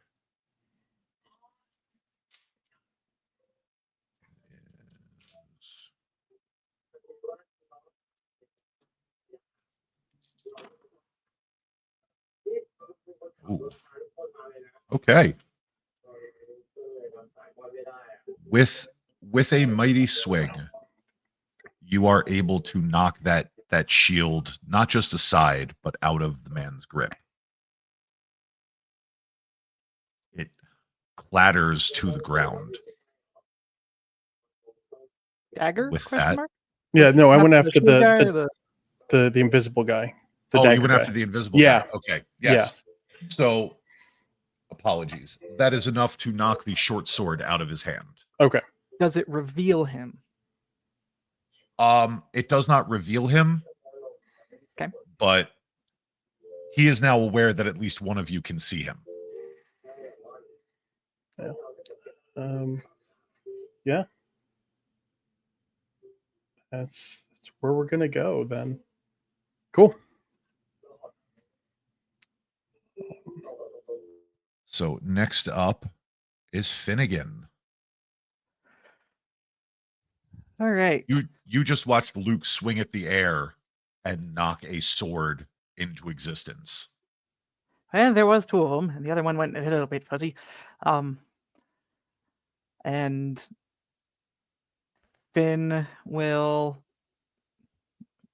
go ahead and stand up, take off the ball. I'm not gonna fall for it. Keeping it on. And gonna have the shillelagh in one hand, kind of primarily for blocking and parrying, and then the silver longsword and the other that he got from Jed, and rush the guy that has the shield. Okay. So go ahead and give me a strength and melee, please. If I'm using it one handed, could it be dex? No. Okay, that's fair. This Gotta is try. this Gotta is shoot not my a shot. this is not a dexterity sword. That's fair. That's fair. Can I blood surge? Yes, you can always blood surge if there's How time. do you do the blood surge in the roll? That always looks fun. So if you hit like tab, it'll pull up blood surge, and then like it has the whole list of things that it can put in blood surge, and then you put in your blood potency. Great. And it'll automatically do the rouse, and then it'll apply the dice. Great. Heck. Blood potency. EDDBD.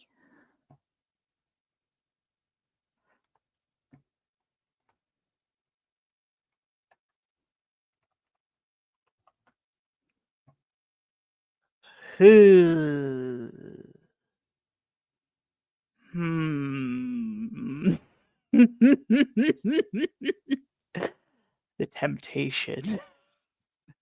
See, I didn't take one of those little lavender potions. However, messy crits just mean like really successful crits. At a Right? cost, yes. I'll shoot my shot. Okay. And at the worst, I get some more successes. Hell yes. Okay. Ooh, my So- heart. As you rush at the other Sicarius, your hunger does increase, but you are able to bat that shield away.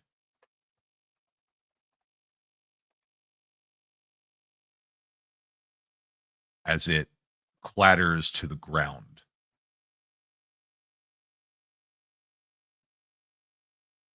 And just kind of like snarling at him with like wild eyes. It's just like, you think you know what it means to be a monster, lad? You haven't even seen one. Which brings us to Cyrene. How a small. Okay, so Dante shot out the lights, or a light, so there's Dante space shot for, out a light. for a person to get in. Luke and Finn are working on the Sicarius and keeping them occupied. Okay. Can she... Cyrene is not combat. Is there... I'm trying to figure out. Is there a way for her to see a path forward to John? And start going yeah. that way? Okay. Oh yeah, Gotcha. there is a clear and visible path to John. I would like Gotcha. to remind everyone that we do have a hydration check, so let's drink our water, and we also have a stretch check, so let's make sure that we are unshrimping. Oh, I'm a shrimp. I will shrimp too close to the sun. Okay. With that path, because premonition led us here. Does she Yep. have the time to do another premonition to make sure there's no traps with that? No. It's just a walk of faith. Okay. Some things you have to take on faith. No, it's fair. And with Cyrene's theme of being the true faith oracle, they're going to look at Dante and go, cover me, and start going. Okay. So you are making your way to the prince. Yep. The next two turns are Rowan and Cassandra. So Rowan is going to reach behind his back and pull free what looks to be a short spear and begins circling the visible Sicarius. And Cassandra pulls free her pistol and begins aiming up at the lights above John. And is able to plink one out. So there are now two lights out, widening the gap for you to move into in front of the prince. And with that, we are going to call for a 10-minute break. Normally we don't do this within combat, but we have been going for a bit now. And I think we should take a moment, stretch, go to the bathroom, get settled in, because this is going to be a big one. We will see you back here in 10 minutes.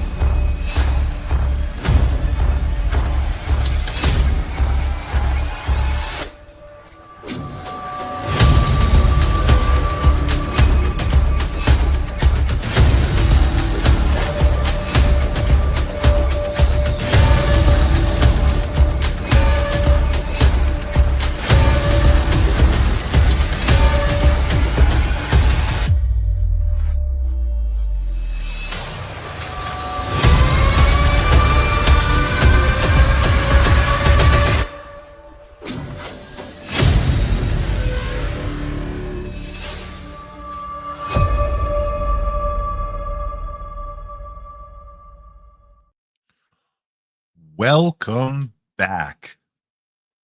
So we left at a tiny bit of a cliffhanger.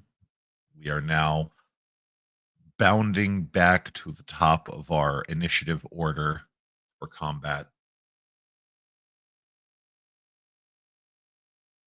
which brings us to Dante's turn. So Dante, what is it that you will be doing for this turn of combat? Well, seeing that Cassandra, is that what you said? Mm-hmm. Was shooting at the lights, I am going to be figuratively and literally Cyrene shield. I will holster the 50 desert and pull the shield out, grab out the Eskrima stick, and basically be back to back with her, walking back and guarding her. Okay. So the two of you are moving to rescue John, which brings us back to our first Sicarius, who is currently tangled up with Luke.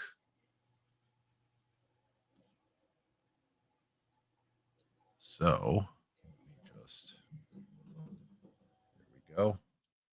All right, Luke.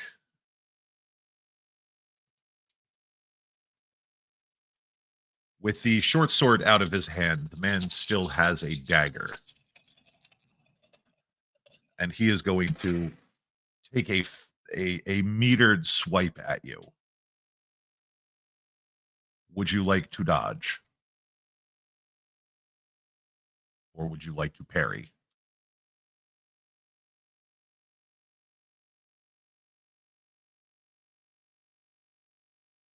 I was doing some math. My dodge is one better because I get to add my dex once. So, or I get to add my celerity to one attack in the round. So we will dodge this first one. We'll try. Okay. So go ahead and give me that dex and athletics, please. You may add your relevant celerity and all of that. Since I'm using celerity, do I get a power bonus die on this? Yes. Cool. That makes it two better.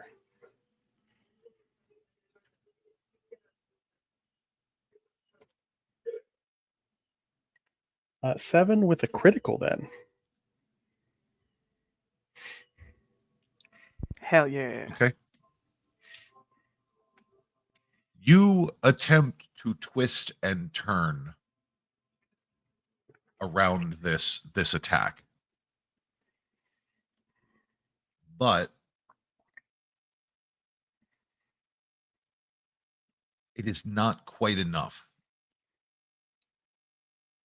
The dagger bites into you for 2 points of aggravated damage.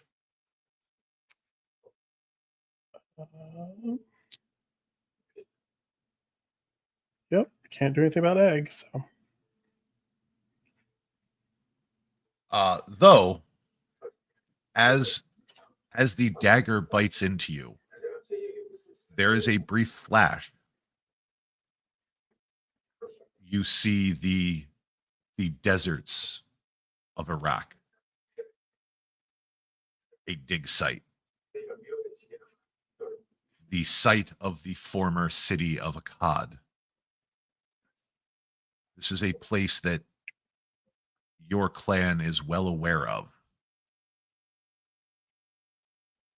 which tells you that this is likely one of the fabled daggers of Akkad.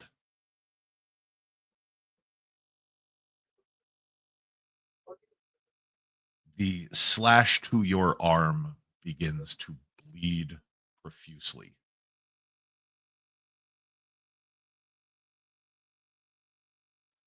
But you were able to take, in that brief exchange, you were able to take a sip of the memory from this blade. So you do not lose a hunger this round. Okay. Or you do not gain a hunger this round.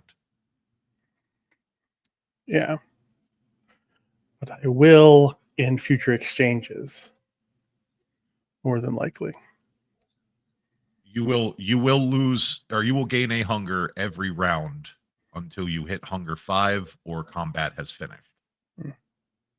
But you have received 1 mega heal, which will take away 1 of those points of aggravated damage. Okay. Courtesy of our dear fellow player book.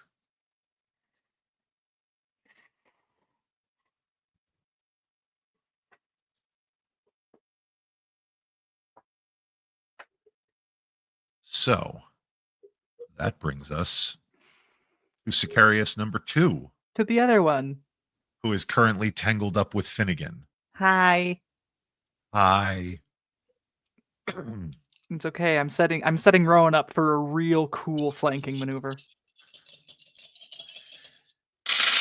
Seifer told me He- that he likes flanking. Not sure that that's what she said, but okay. She put it in Finn terms.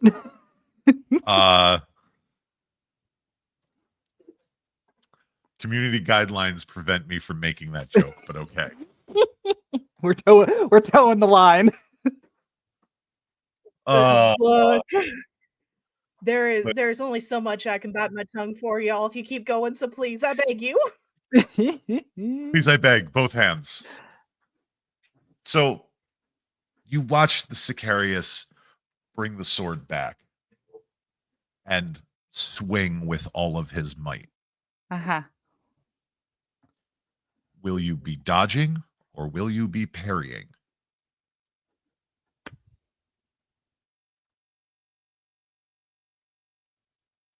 Parrying is strength melee, Parrying would be strength and melee and dodging is dex. and athletics.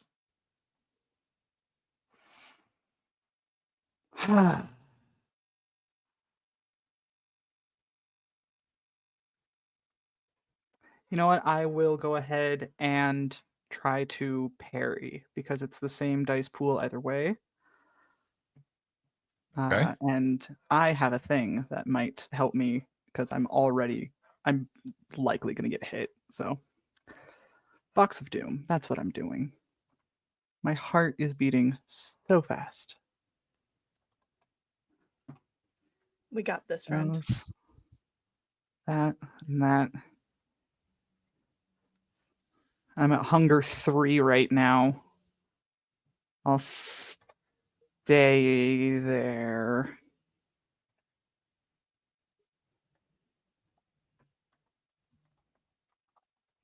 Come on, Dicebot. Come on, be super cool right now. That's really cool, but okay. Do you want to keep it or do you want to try to roll out of it? That's really nice. It is really nice. 6 successes with a messy crit. Yeah, that is pretty nice. Now keep it. Because I have a thing that I'm gonna pop in case I get hit with a lot. I could reroll. I could try to crit fish with the one last. I mean, yeah, you could just hit reroll Why not? failures. Why not? We'll just do this one. Nah. Okay. Alas, no gots, but No gods. Appreciate Okay. the willpower spend though. so you manage to successfully knock his sword away, not out of his hand, but you do successfully parry. Yeah.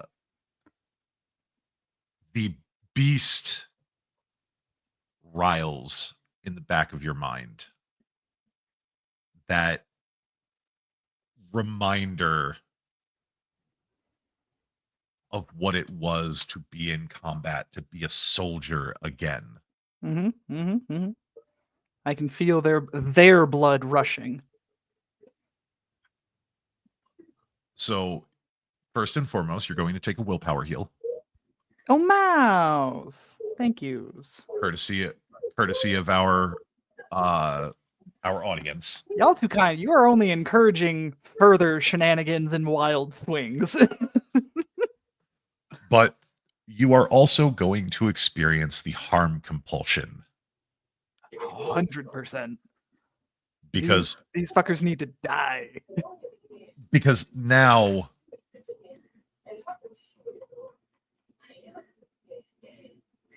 now it is beyond personal. Now you want to rip and tear until it is done. Whether it be by sword, by claw, by tooth, you wish to see these men ripped to shreds. They touched my son. Like, they're gonna die.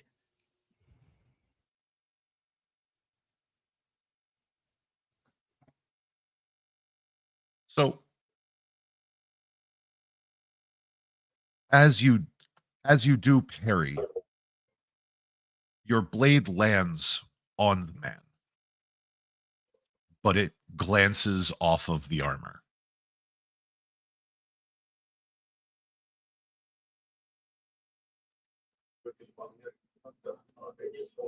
So that brings us to Luke's turn. Well, let's try and kill this man. He stabbed me, and I didn't like it. And I took exception to that. I took that personal, and I'd like to put my sword inside him. So, that is Hey what we are boys, gonna how's your try. health care? Oh, look, while I was away, the Vatican invaded, the invaded.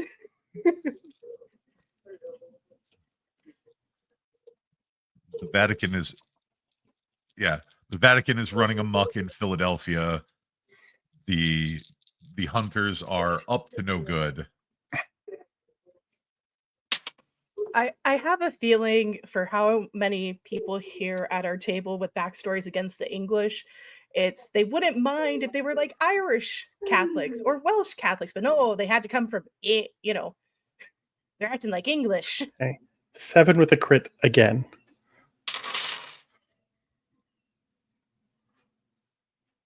Okay. Well,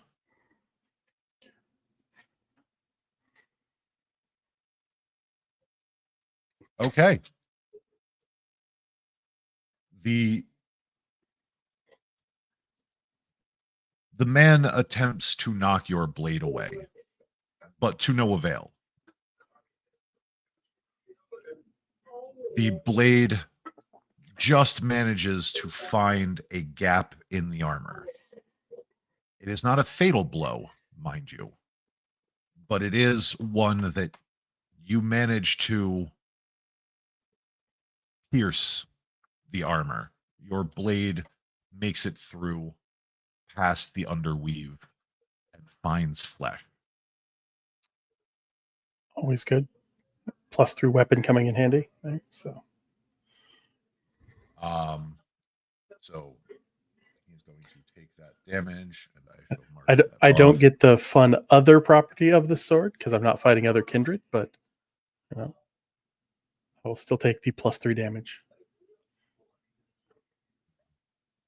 And I'm just double checking something here real quick.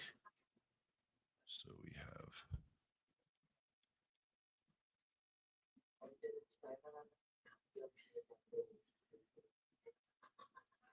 there is some damage mitigation, but not much. Okay. That's Luke. Okay. Which brings us to Finnegan. Seeing kind of Rowan get into position, Finn just does his best keeping the Carius's like attention, and is like swinging out at him, trying to like trip him up and making sure that he gives Rowan the best position possible while he's trying to attack him. All right.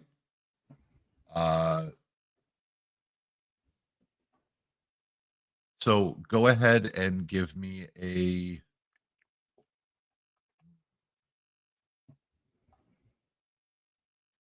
dexterity and melee on that. Ooh, bless you. You may use your stick fighting specialty. Yes. Since you're going to use your shillelagh for this one. Yes. Then I don't know if I'm gonna blood surge for this one. I'll hold off. Hunger 3, not 4. Jesus, calm down.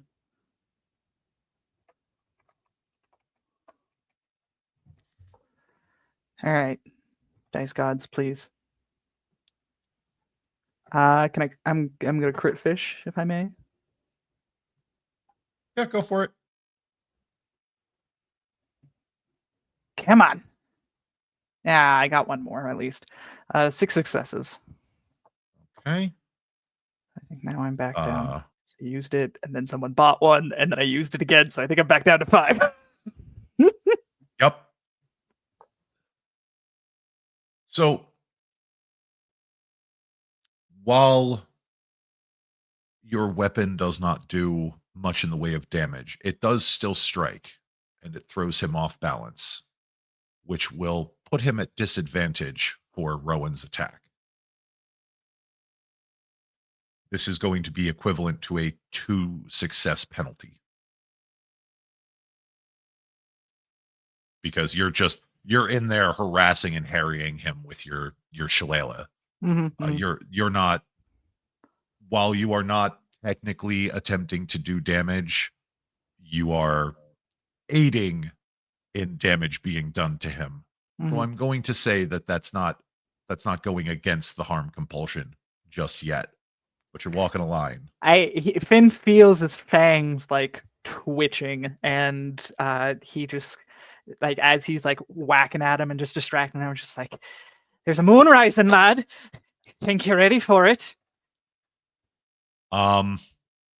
Which brings us to Cyrene. Yeah. How close have I gotten? You are at the prince. I'm at the prince. Okay. Is there looking around? Is there a lever? Is there, or do I have to like get up and pull these silver cords off? No, not off. Out. Out. These Okay. are They are woven through him. These have been woven through him, through flesh and muscle. Cool. Good thing Cyrene has specialty in medicine. It's just gonna be like we could just stake, like cut off the main support beam and just like catch him as he falls, and then just stake him really quick so he doesn't bite us, and then we'll be fine. Cyrene's not that athletic. That's fair. Or stake them first and then do all this. You know, order of operations is important. That's very fair. I believe in you, Okay. Cyrene. Are the threads just through his arms? He doesn't need those. You don't need those. Through his arms, his And, like, his chest, his back. legs. Like, So yeah, they're- like he's strung up. So he's literally T-posed like Jesus Christ Superstar right now. It's definitely giving some Messiah vibes. He finally fulfilled his dream. Yeah, He is- she's okay. It would, with her intelligence and everything she's got, would she be able to tell which ones to cut the quickest to get out of him to get him down? Because we're on a time crunch. Go ahead and give me a resolve in medicine. Cool. I can do that. I don't think my palpative care ain't gonna come in here. Okay. Do. There's the box of doom. Do. No, This palliative hat. care would be soothing him once he's down. That's fair. Okay, so that's 7.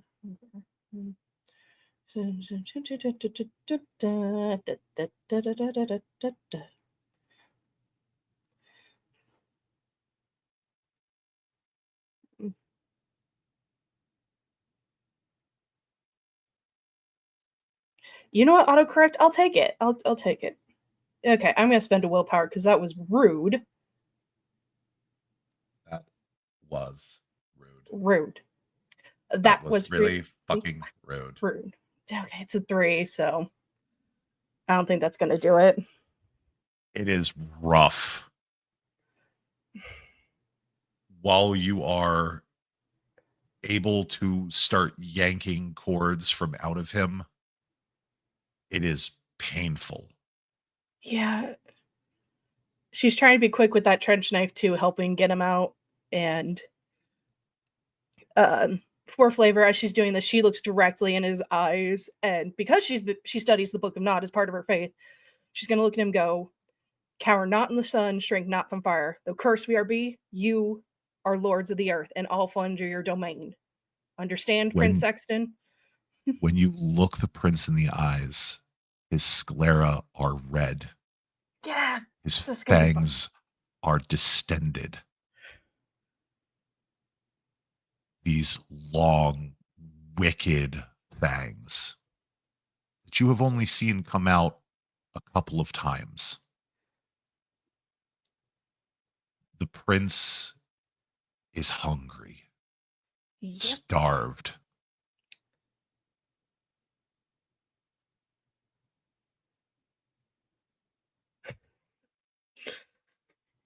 And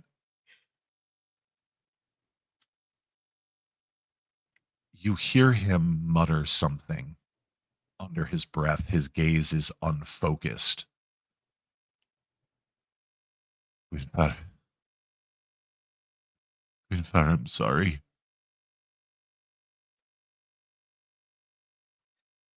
Keep fighting, John.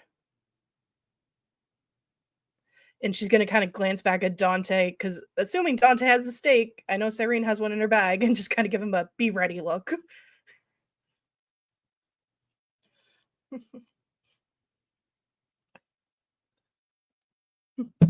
But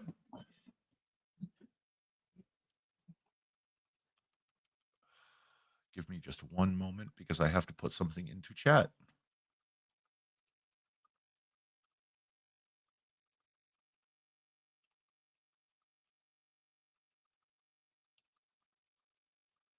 Ooh, sorry, I forgot with my clicky clackies. I apologize, everybody.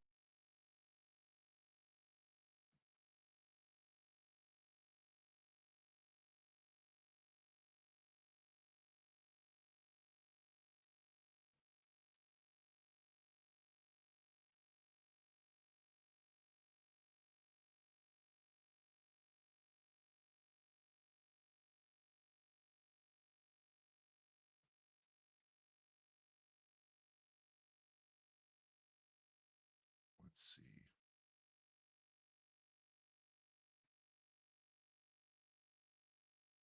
That other W always trips me up.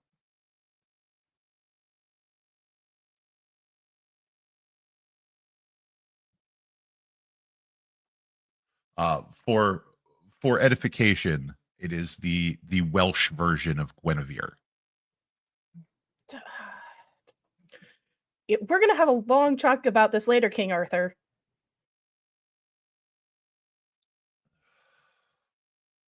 But he is, you can tell he is taking damage as you're ripping these cords from him. Yeah, we'll fix that when he's down. Which brings us to Rowan, who, Finn, you've seen frenzies before.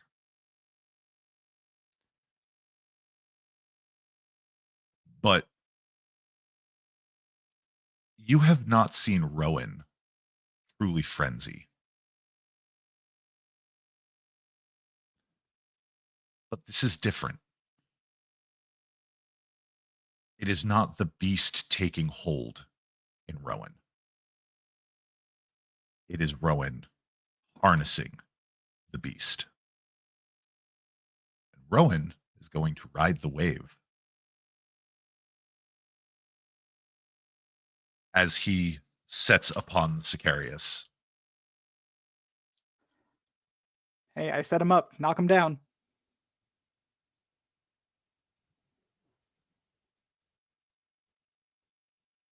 And this one I am going to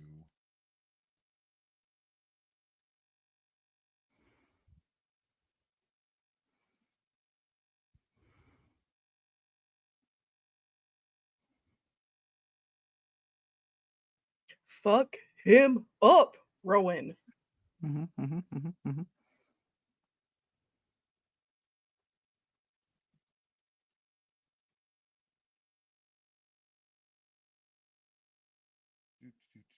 do.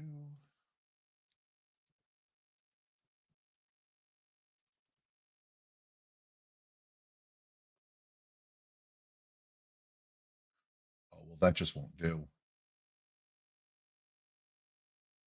All right.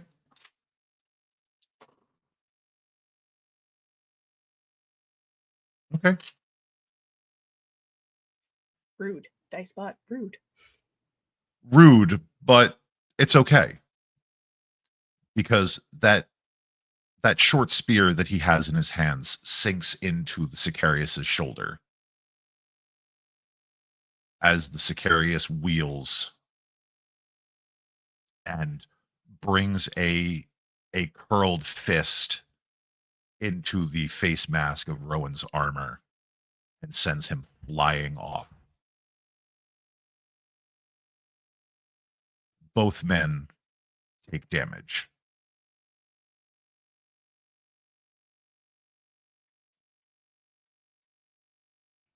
Hey, do I roll frenzy checks on my turn or when it happens? Asking for a friend. Go ahead and roll that frenzy check now for me. Okay.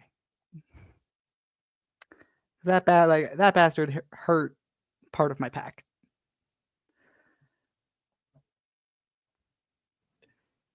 Like, please just leave enough of him to put as a weight for things. Remaining willpower plus a third of humanity? Yep, remaining willpower plus a third of your immunity rounded down. Okay.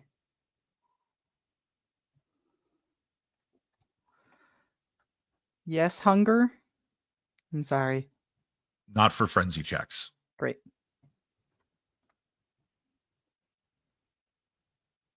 Five successes. Okay. That is good.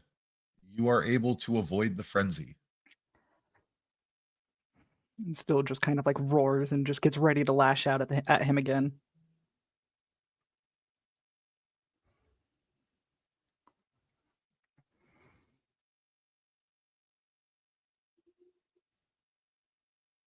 I would like to remind our audience at home that we do not allow points to be spent on SPCs.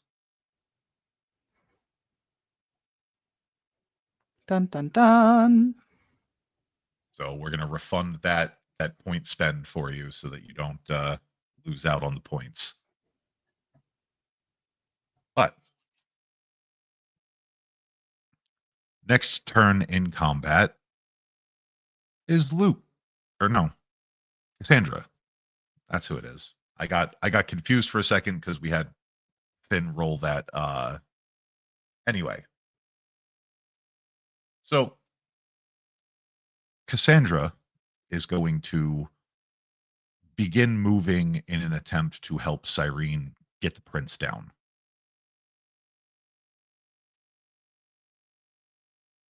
Which brings us back up to Dante. Are you still posting guard on Cyrene? Maybe. You said the wires, the silver that's weaved in goes to the chains. Is it like a bunch of cords going into like a bind at the chain end? And I'm asking, so basically if I shot at that spot, it might bust it and we can worry about getting the cords out later kind of thing to get them down. It's a reasonable assumption to make. Okay, then I'm going to pull out the 50 and aim at the bundle, pretty much point blank as I can get. Okay, give me a resolve in firearms.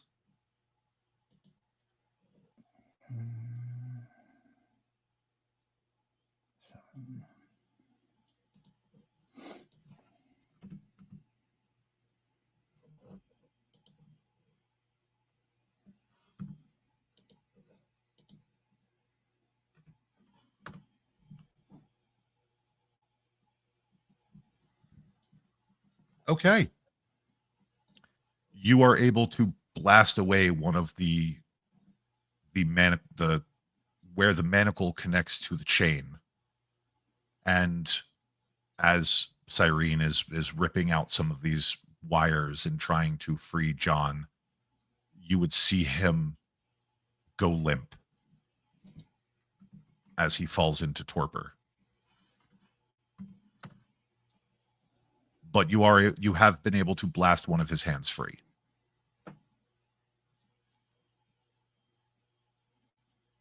Which now brings us to the Sicarius that is tangling with Luke. So, Luke, buddy.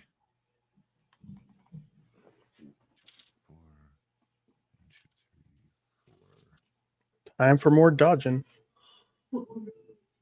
Oh boy, here I go dodging again. Boy, it's time for dodge.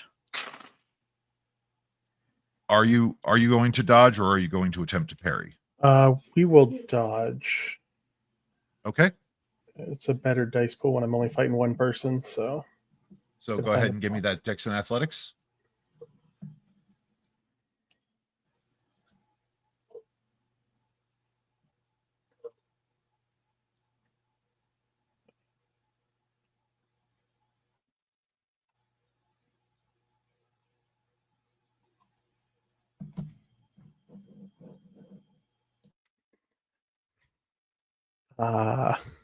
So there's that messy critical. How does the get out of jail work? Does it just turn into a regular, or does it? It just turns into a regular critical. Cool. I guess we're eating that on dodging, which is fine.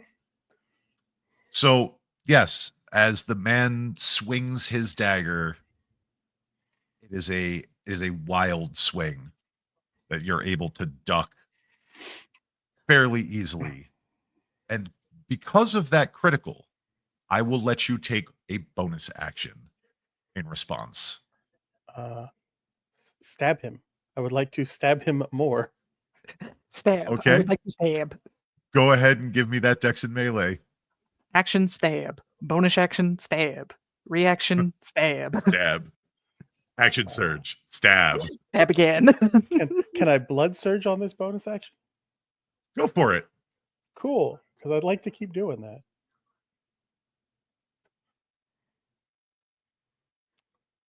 What? 7 successes back at him.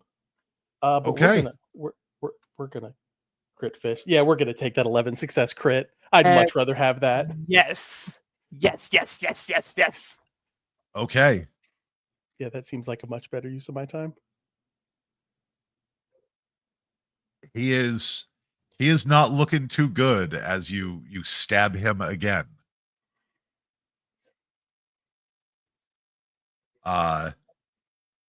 Which brings us to the second Sicarius, who has just swatted away Rowan and has this short spear kind of sticking out of his shoulder. He reaches up and grabs that spear in his shoulder and yanks it free with a grunt before flipping it in his hand and throwing it at Finnegan. Fair. Real fair. So, I do suppose you I'll wish to dodge? Yeah. Okay. Dex athletics. Dex athletics.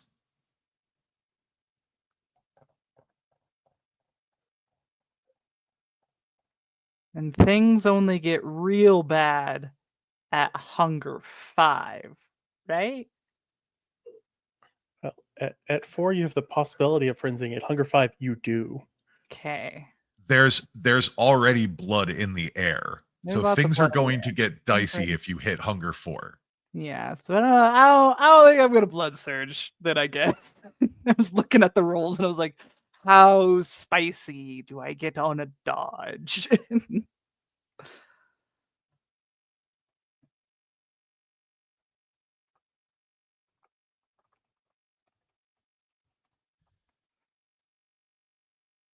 Three. You attempt to dodge out of the way of this spear, but you are just too heavy, too slow in your movement. Uh-huh. And the spear lodges itself in your stomach. Uh-huh. You are going to take 4 points of superficial damage. I'm gonna defy Bane and make that superficial. It already is superficial. Okay. I thought you said aggravated. Wait, you have armor. Because we all got, so you get, So that's 1 superficial damage that goes yeah. through. Sorry, Thank you didn't mean to much. interrupt. No. Thank you. Thank you much. Utter fear. So that expends your armor, and you have taken a point of superficial damage. Mm-hmm. But that brings us to Luke's turn.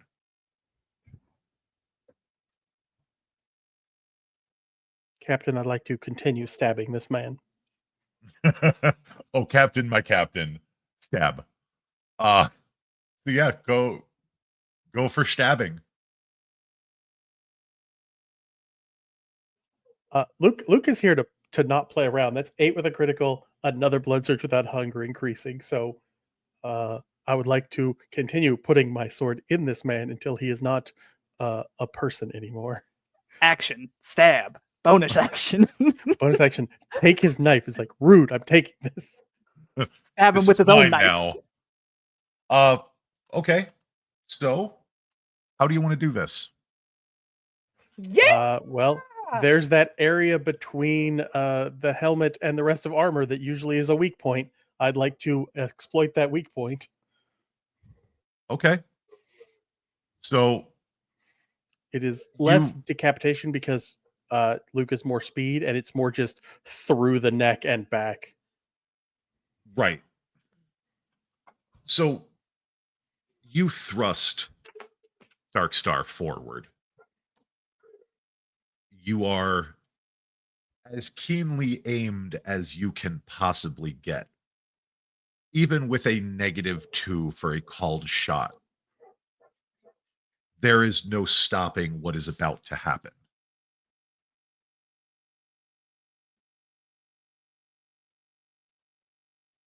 You thrust your blade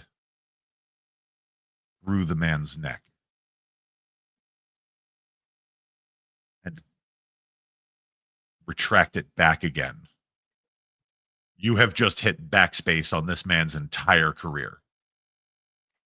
As Good. the body falls to the ground, and you begin to hear a gentle beep. Beep, beep, beep, beep.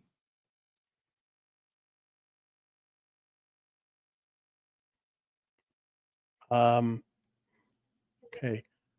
Beeping as though this man has a bomb of some sort. How close am I to everyone else? About 20 feet. Can I grab body, blink with it, and drop it halfway along the way?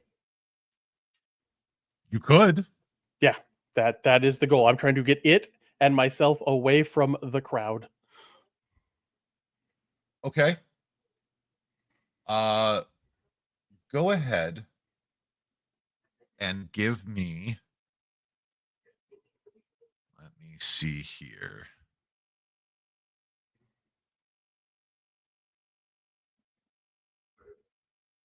Give me a composure and athletics. And you may add your blink. Okay, Composure, athletics +4. That is 3, 5, so 9 dice.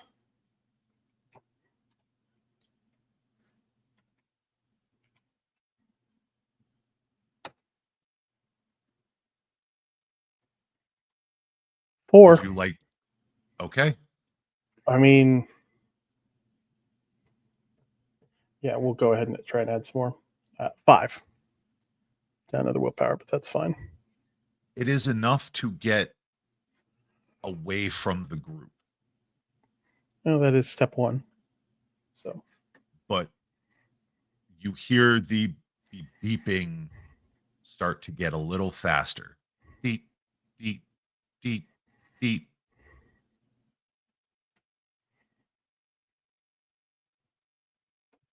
You were not able to drop him and get away, so you kind of drop him at your feet.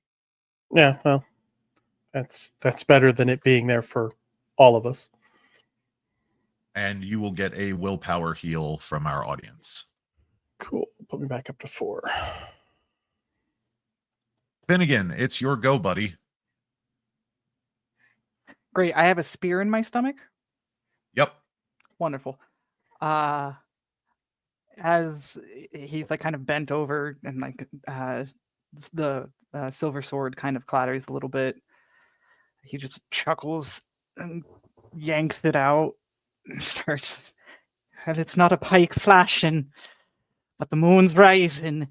And he's gonna use his monstrous bat transformation and leap onto this motherfucker and bite the heck out of that same weak spot in between the helmet and the chest plate.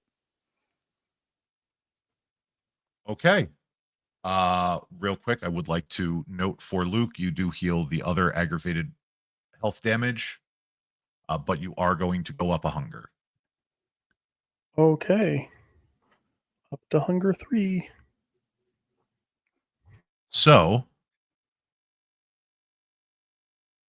Finnegan, Aye. go ahead and give me a strength and brawl, please. Great. Strength and brawl, +1 for monstrous bat, +1 for oversized fangs. Correct. Grand.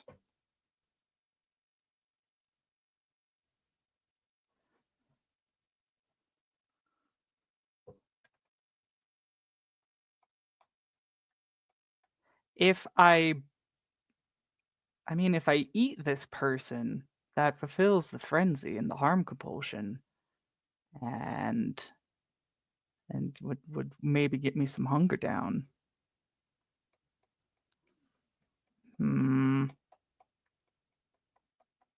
Because my pool's not the best. But I believe in the heart of the cards, because I have to make it back to so many people. Nom. Oh, only 3 successes. Are you drinking from this individual? Boy, howdy, I'd like to. Okay. I need you to give me a stamina and resolve, please. Yeah, you're drinking holy water, essentially, I'm guessing.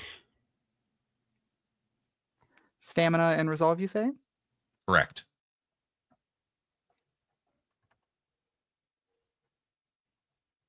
Without hunger. With hunger. 4 successes. Okay. Let me just double check the difficulty on that. Finn don't know shit. That was rude. Okay. You are going to take 3 points of aggravated willpower or aggravated health damage. Can I defy Bane and make that superficial, please? Not in the moment, Curses. because you do not have celerity. Unfortunate. As you begin to Bane, then. defy Bane is usually something that you pop ahead of time. Ah. Okay. So as you begin to drink from this man,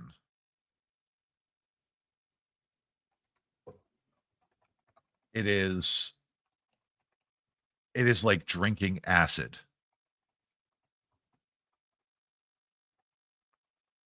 It burns the whole way down.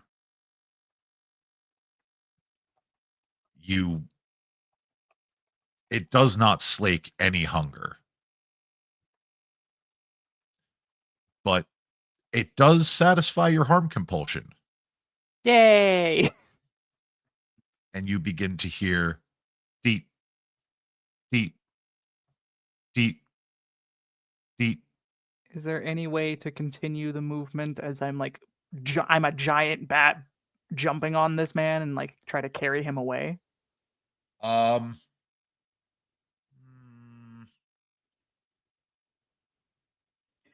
Grab him with his little peats and start flappy flap. My Pete's, since I don't have opposable thumbs, I cannot wield my sword. However, can my Peetsies?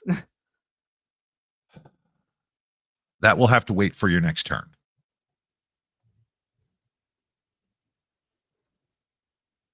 Okay. Because it is Cyrene's turn. Okay, cool. John is knocked out. She's seen where Dante cut one off. Can she use the trench knife that she's got to slice the other one to get him fully down? You can certainly make the attempt. Or while you're doing that, okay. Finnegan, absolutely give me a wits and survival roll.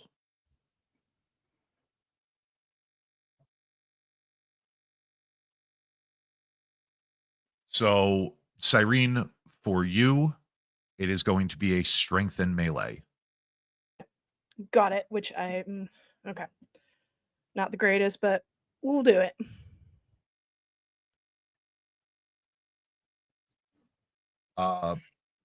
Finnegan, you will be able to convert that aggravated into superficial up to your fortitude rating.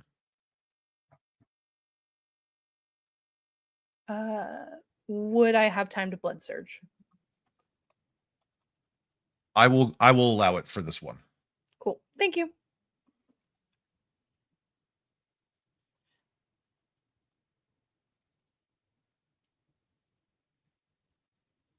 Okay.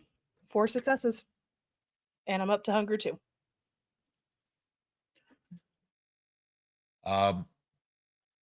You try to use the trench knife, but it does not budge. And you hear the blade kind of groan because it wasn't meant to do this kind of work.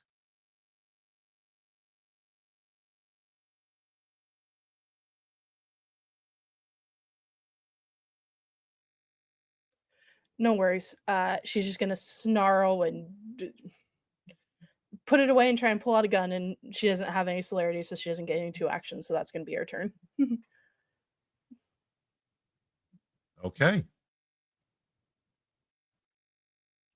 Which brings us to Rowan, who was effectively knocked prone and spending his turn to get back up. We have Cassandra, who is making a beeline for Luke, it would seem.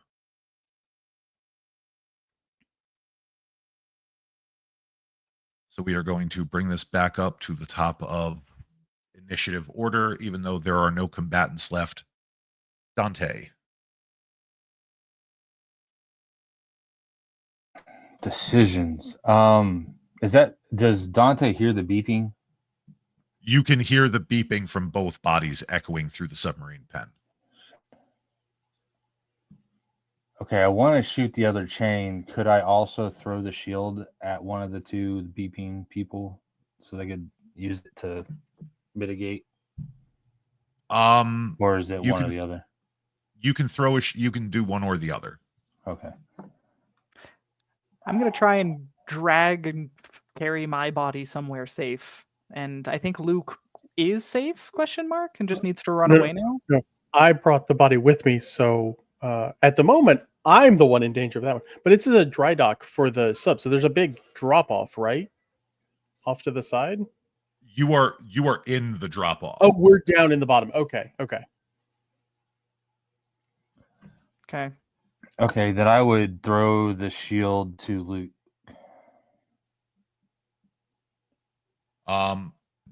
Okay. We're gonna go strength and athletics. It's gonna be a mighty toss. Yeah, because Luke Could is way on I- the other side of the room now because he blinked with the bomb away. Could I blood surge? Not enough time. Okay.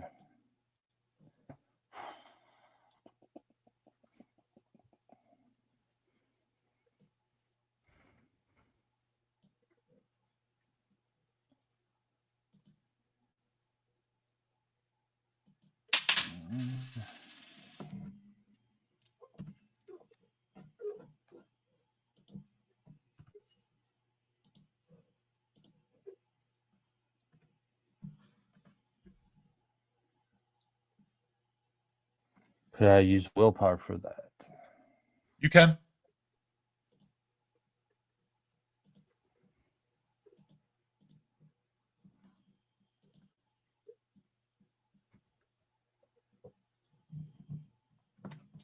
Heck yeah. Okay. You are able to get the shield most of the way to Luke.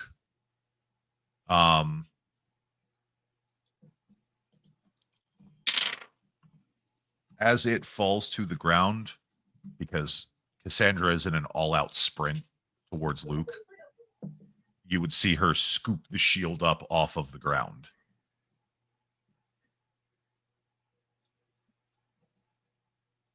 Which brings us to Luke. Luke doesn't have a whole lot of like connection to this person, like the ghoul running towards him, but he also is like, the hell are you doing? Get the hell out of here. Right, she's not gonna cover that much ground because I mean Luke blinked across the room, so I mean he's gonna try and move away from this bomb as far as he can. He's back towards the other one, which is not a great idea, but you know, I'm not Okay. going to worry about blinking. But he is just going to move back across the room, so it's going to move his full move and fleetness and all those things towards across the room. Okay.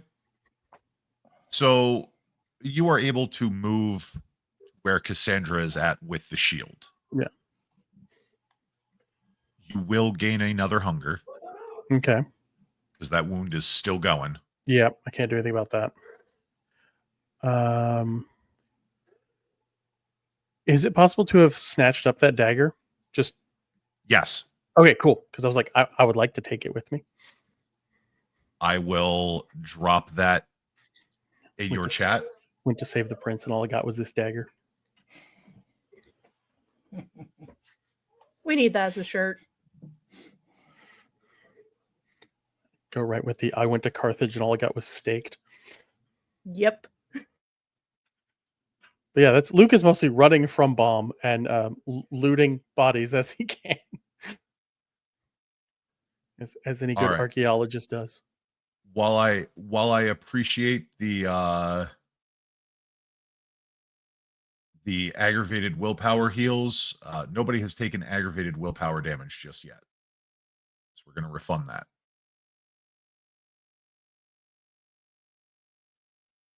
Appreciate you for looking out for us, though. We appreciate it. And just coughing a little bit of blood. Yeah. While y'all are not doing so hot, you're certainly doing better than those guys. Then the Sicarius. Yeah. We do have a willpower heal for Dante, though.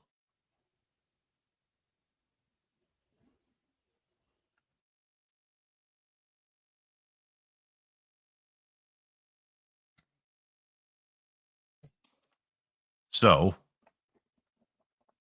we did Luke. So yeah. Finn, what are you doing for your turn? All right. So is there I mean, honestly, if possible, I would love to just toss the body of the one Sicarius with the body of the other one, and make sure everyone else is clear away. Go ahead and give me your strength and athletics. Kind of climb up, jump up on him, grab him by the shoulders, just start flapping, try to get over there as much as I can. Strength, athletics, you say? Okay. Can I eat my snacky first? You get to pick one thing because you do not have celerity. Okay. Rowan got out of the way? Rowan is kind of out of the way. Son of a bitch, Rowan. He's just now getting to his feet. And I don't know. Here's a fun question for you, storyteller. Since I know my bombs so well, would I be able to see the device and figure out the blast radius? It seems like the device is planted somewhere inside of this suit, Yeah. and it looks like it is designed to take out. Consider it the equivalent of a claymore mine. Great. Magical. I can work with that. So Then this is a medium radius anti-personnel explosive. Then if the only people that are nearby are Rowan and I, because Luke went over to deal with his, and Cyrene and Dante went to deal with the prince, are they close enough? Are they like 20 feet away? About 15. Damn. All right, yeah, I'll just try to carry it and drag it away towards like where Luke had his. Okay. Yeah, give me a. Still gonna go with Strength and athletics. That's the one because I'm a bat.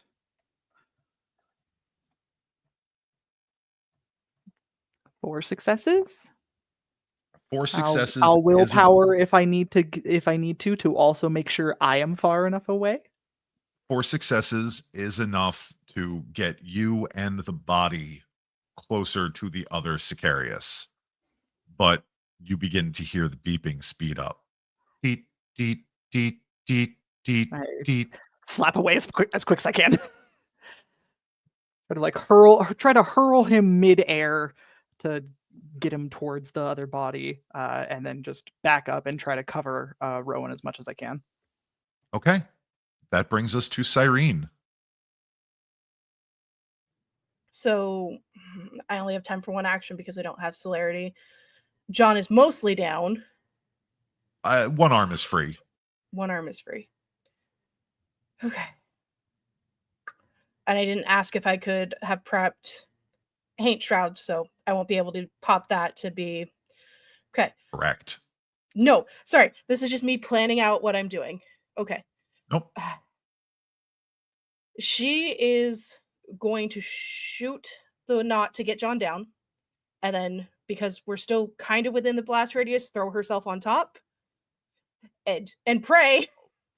Because I don't have any celerity to drag him. I only have 2 strength.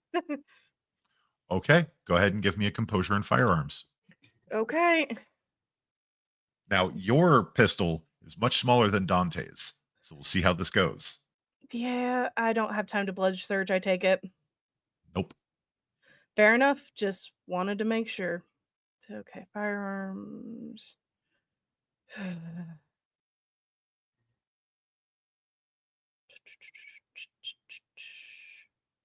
I'm being too crazy. Maybe I'm not crazy enough.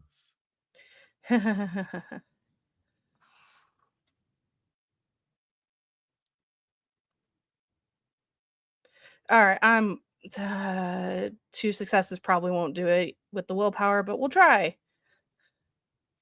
Yeah, 1 success. One success. You fire your pistol and you hear the round just kind of scatter against the chains. It's okay. She just snarls, and she is a Knight of Avalon. she swore an oath to protect the city, and her friend asked her to bring him There home however is she could. there is another way. Oh, wise storyteller, because Fennec is not seeing it. May she have a hint? You think about the chains. The Chains. iron is strong. The flesh is weak. Use the iron to pull him. Wait, are we talking yoink him You up? can Or you can cut off his arm. yeah, fuck it. She's gonna ask the divines and Kane for strength that she believes in. And just I'm gonna rule of cool this one okay.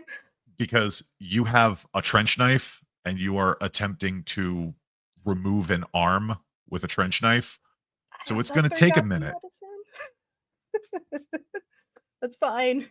I like how yeah, the no, therapist is the one performing an amputation with a combat knife. That's She my has a favorite part of doctorate. all of this. Right. Yeah. She technically 3 dots in medicine makes you a resident/general surgeon. So hypothetically, she should know how to do this. Hypothetically. You are also believe in in the you. stress Believe of in you. combat. That is fair. So like we are rule of cooling it, but rule of cool will only take us so far. So you are desperately hacking at the prince's arm, at the joint of his elbow. Yeah. Hope you're right-handed, John.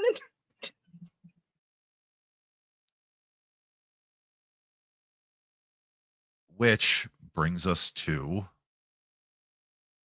Rowan, who is watching this all go down. And you can all hear him echoing through the submarine pen.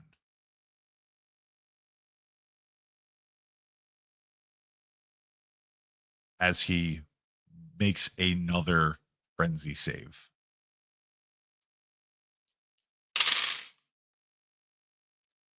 And manages it. He grunts and says, "Justice, I need an evac route." And you see his visor light up.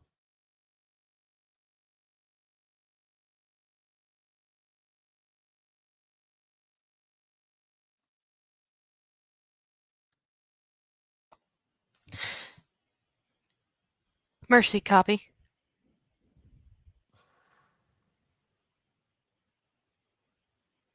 The original exit for the submarines. There will be a boat. You see Rowan break into an all-out sprint towards the far end. He is fast, improbably fast. Luke, you know celerity when you see it.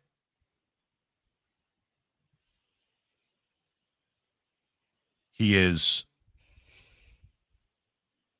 grabbing both of the Sicarius bodies.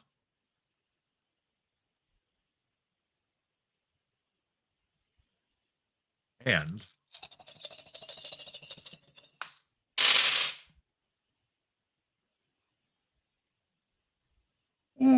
with great effort, he grabs them both and stacks them against the far wall of the submarine pen before he turns. He looks at Cassandra and yells, "Hold your breath." Deet, deet, deet, deet, deet, deet, deet, deet, doo.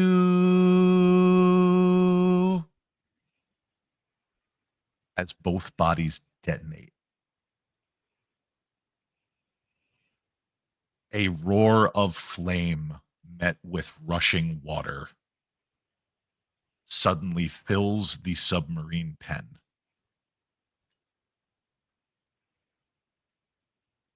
You are all disoriented for a moment as the water rushes in, rushes back out as this submarine pen suddenly fills with the water of the Delaware River.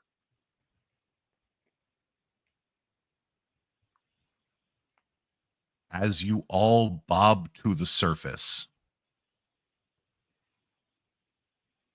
John in tow, you find what looks to be a black inflatable quick craft, a Zodiac for those of us in the know. And my fellow storyteller, who's currently in chat with us, who do they see on the Zodiac? Most everyone but Luke would recognize these figures. One of them, a rather slight woman with a visible third eye.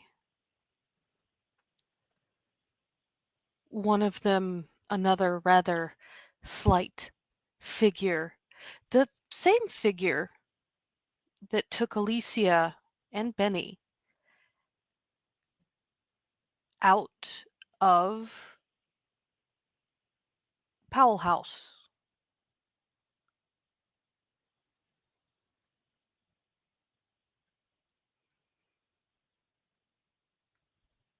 Senor, you have the most wonderful timing that Kane has ever blessed a kindred with. As she's like bobbing and trying to swim over with John. You may blame the Fey child for that. Answer me a question if we have time. Transforms back into Finnegan. Kind of yes, kind of no. What do you gotta say? Like as he's climbing onto the boat. Why did you need corpses? That is Mr. Bancroft is thorough and used things that remind us of what we once were to try and slow us down. Finn's looking back at the But naval base and just why did longing. you need corpses? Enochian war to bomb things that are tied to moving them. If you ever seen Indiana Jones, swap the sand for the idol kind of principle. So we are to go in there with these corpses and rescue them?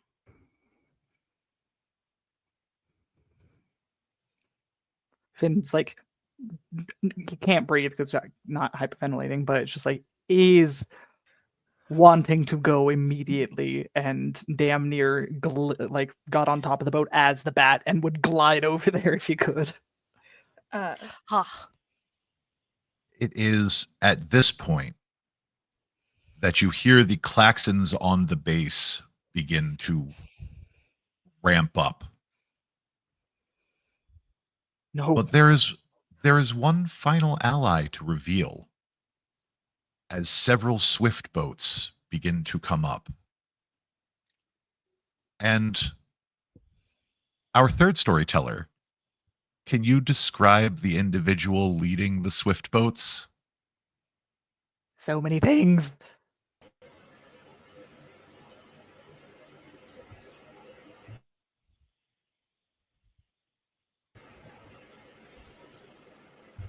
There is an African American woman with long braids that are tied back. She's wearing fatigues.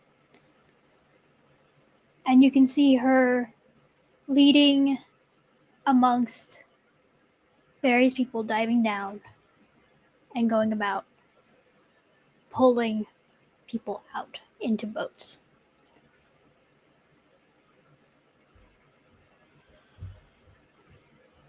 You will see her raise a spear to where your boat is, salute,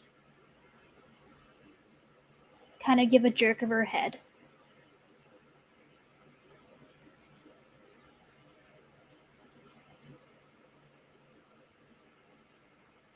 So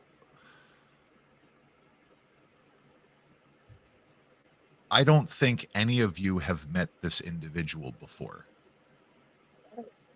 No, but with Cyrene's occult knowledge, could she guess which social club she belongs to? The iconography is unmistakable. Okay, For then someone who has studied specifically Ventru blood cults, yeah. you can guess that this is likely a member of the Shattered Spear. I know we haven't talked about it, but I'm assuming the knights have their own kind of signal that she will give back in gratitude. Yeah, And then Finnegan He's- just has sword and shillelagh in hand, looking at Cyrene, just like, are we fighting them, or are they friendly, or what's going on? They're here to help. They're cousins of the prince. Well, John. Okay.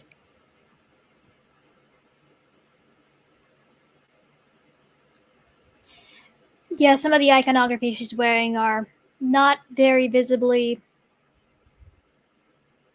registerable by people, but they are very Ventru coded.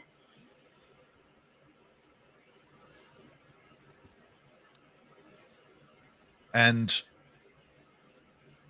Demeter, you would recognize a Knight of Avalon when you saw one.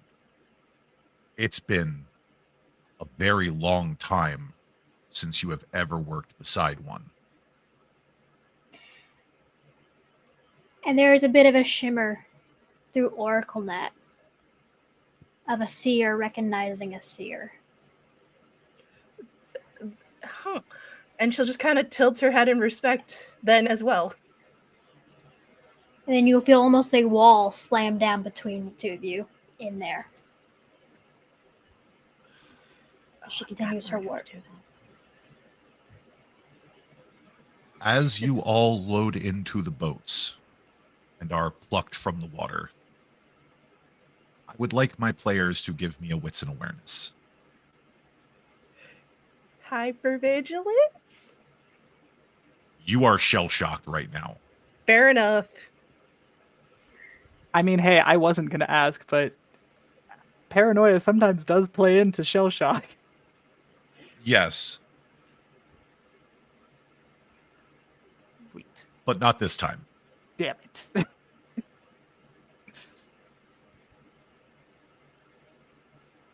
Oof.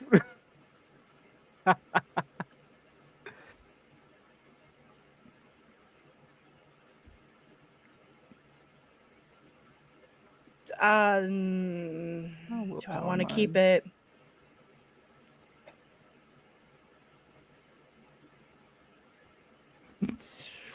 I'll keep it. 5s with a messy crit. Okay. We've got Would my potion knock that to just a regular 6? Yep. So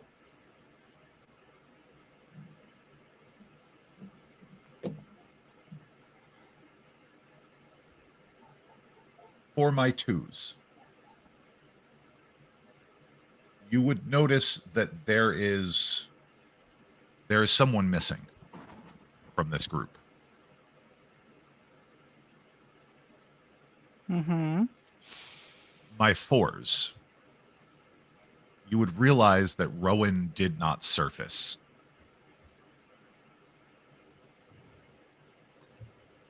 For my crit,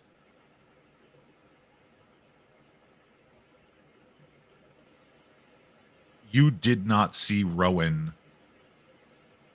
It was hard to see in the chaos of the moment. Stupid But- boy.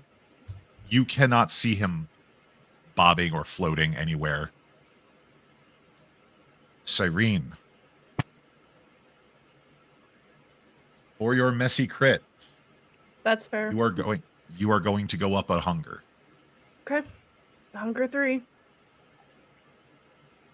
But none of you can seem to find Rowan amidst the group of people that are being plucked from the water. Though you did not see him, Ash, Okay.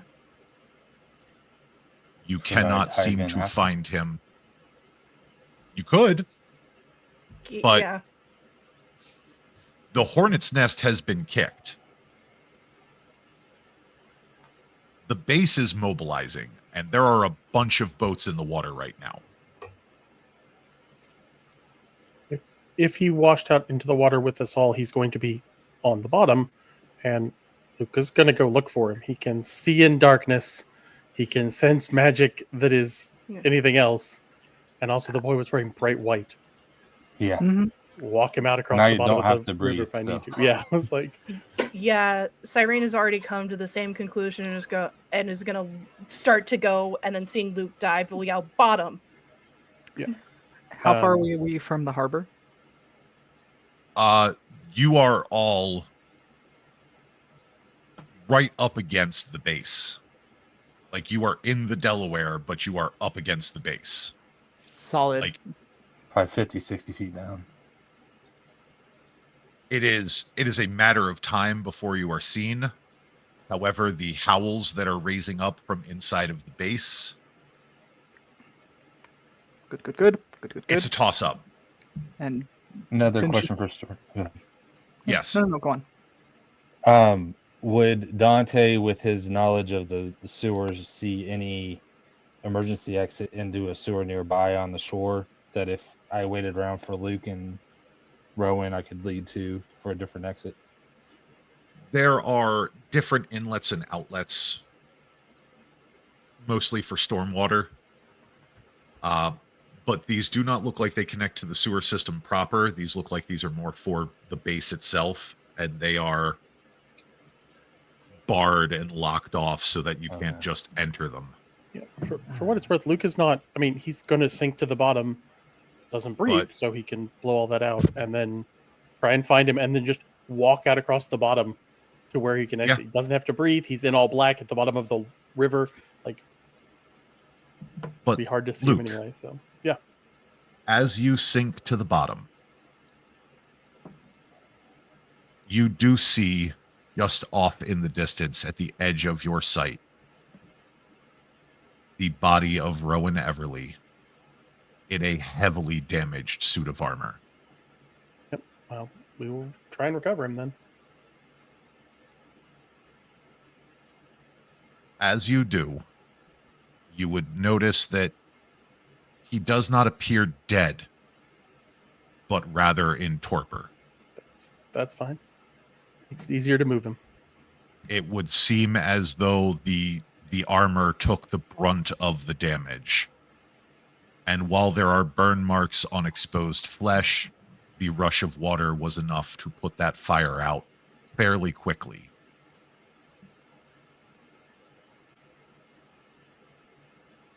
You are all able to, with the exception of Luke, you are all able to make it onto the boats as the impromptu flotilla makes its way quickly away from the scene.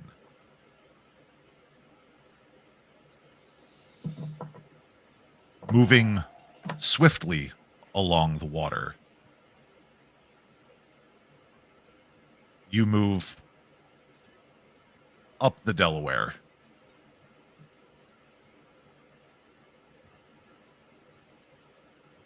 It is a fairly long, quiet ride as you watch the cityscape unfold along, as you move. And you pull up.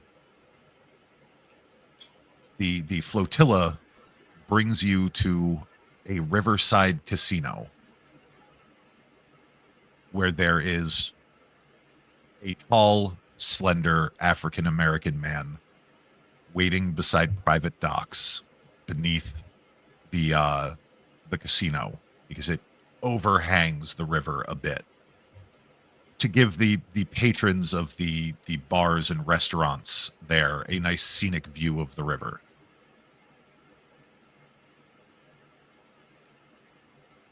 He looks at you all, specifically Demeter, and gives a smile. Luke, Dante, you know this man. It is the sommelier. Demeter, you know this man a bit more intimately. He is a dear friend of many, many years, and someone who you have cultivated a deep connection.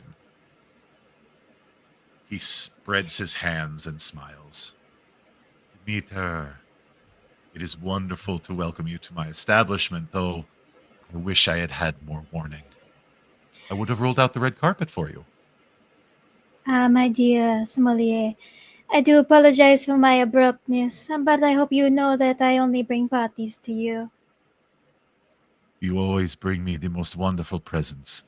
Please get everyone inside before eyes are upon us. And she will start to usher everyone in. You said that was everyone that but Luke who got in the boats, right? Yep, everyone but Cool. Luke. Now we are going to switch over to Luke. That is fine. I was like, Luke just dead man's walking across the bottom of the river with a rowing bag. You have Ho, all together. You ever seen the first Pirates of the Caribbean? Oh, 100%. That's what's going on here. you are able to walk along the bottom of the Delaware, and you find another one of these storm drain outlets. This one much less guarded. It stands open as an entrance to the sewers. As you enter in with Rowan, you will see a few more of those deformed rat creatures. I have a question for my storyteller. Yes. Is Rowan currently bleeding openly? No. Good, because I'm at hunger 4.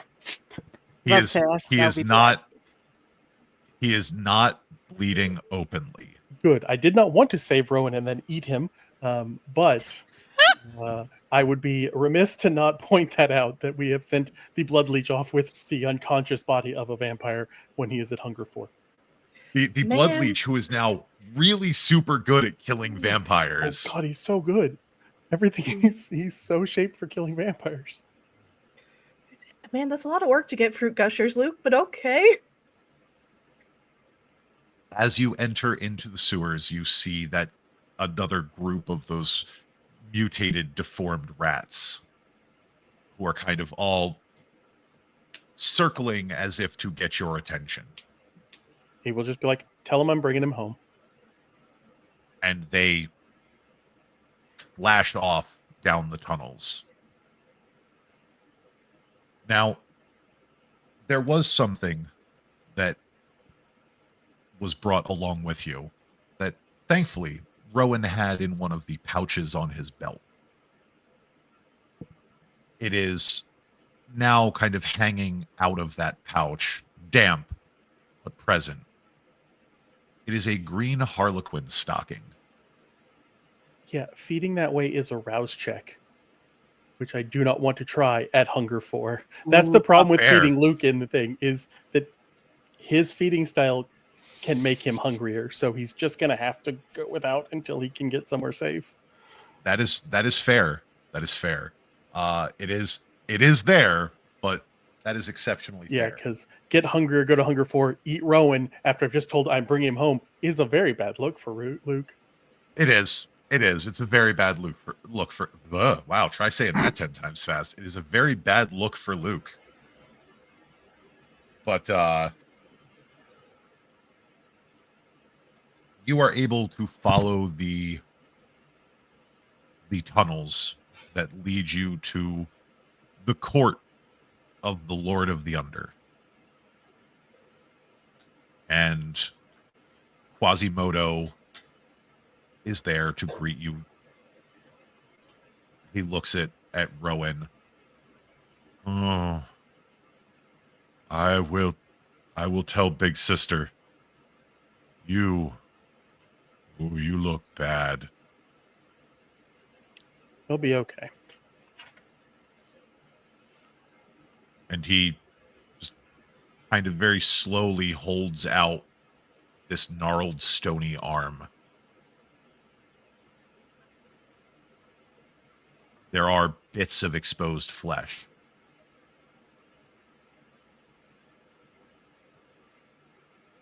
No, Luke will stay for himself. He's fine. He'll figure that out. He's not. I could do that. Okay. At the silent refusal to feed from Q, he trundles off into the darkness, assumedly to fetch Alicia. But we are going to move back over to our group. Demeter and the sommelier are off, kind of chatting, doing their thing. But before we wrap up and transition our scene, Cyrene, Finnegan, Dante, is there anything you would like to do while you are here in the basement of this casino?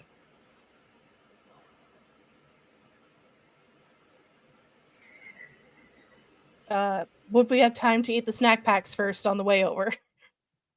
Yes, there would have been time Okay. on the boats to eat Thank the God. snack packs, so you Thank can each go down a hunger. Because you have 3 blood bags with you, and 1 blood bag will down 1 hunger. Thank God. Yeah. You have an extra. I'm at 1 still. I'll stay up Okay. 2. I don't need to go too far. I'll go back down to 1 then.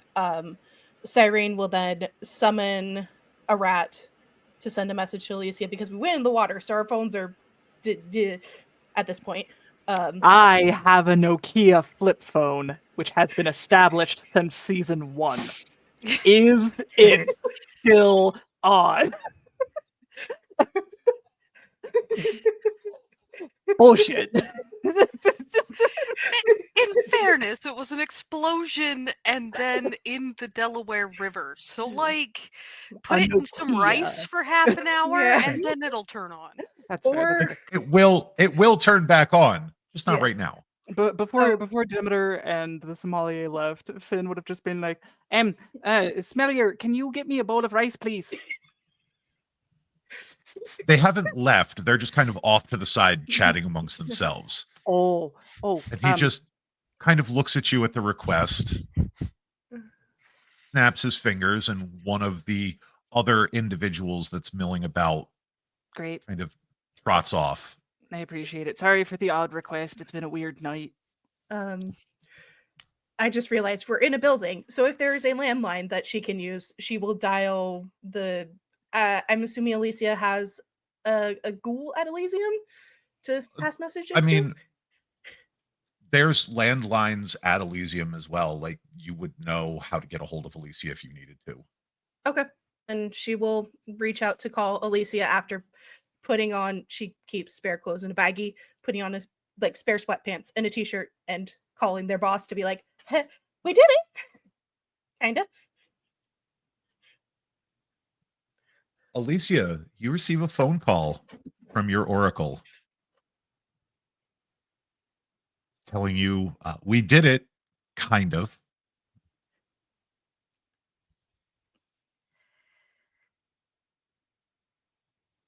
What in the name of Saulat's duplicity does kind of mean? So we were able to get everybody back. It's just we are taking separate routes to get back. Luke split off with Rowan in a way.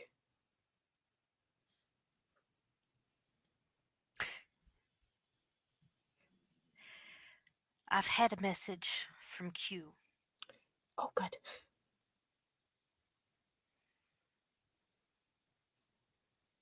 But we got him. He's banged up pretty good. But I think your dad and some of the friends he knows that I'm gonna pretend I never ever saw, are gonna work on getting him fixed up.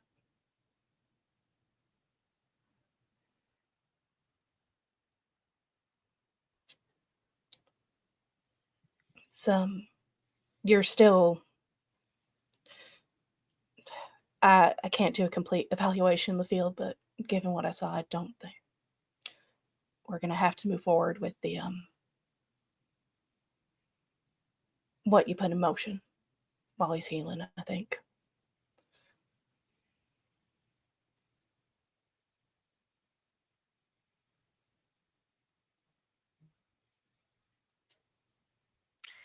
We'll worry about that after.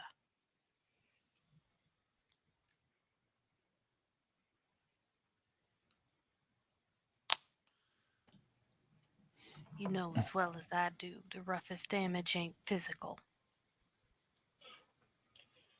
I know. I can tell you more when we get there from what I saw, but the boys did good. So did Miss Wayne. So did your kiddo. They all made sure he got home.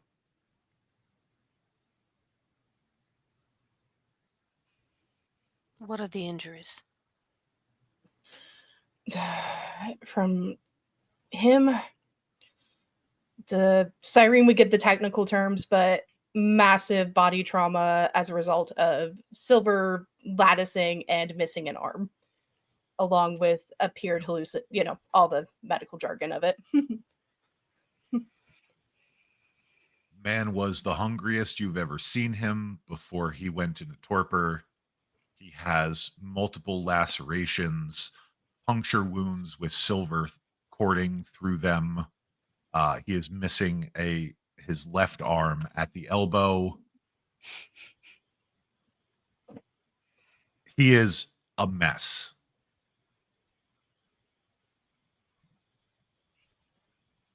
But he hasn't ashed. Y'all done good. Get some rest. We got work to do. Click. Understood, Your Grace. Click.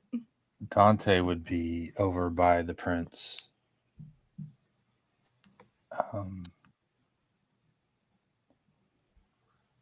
He would whisper down, there was a time where you'd have liked to have caught me in this position. Funny how times have changed. And he just holds guard. But does anyone have anything for our SPCs before we transition? Other than Cyrene sliding over like a minor boon token to the two of them, and we'll go from there. Out of character. Okay. So, Demeter, you've received a minor boon token from the court oracle. Demeter will turn it over in her fingers, toss it back.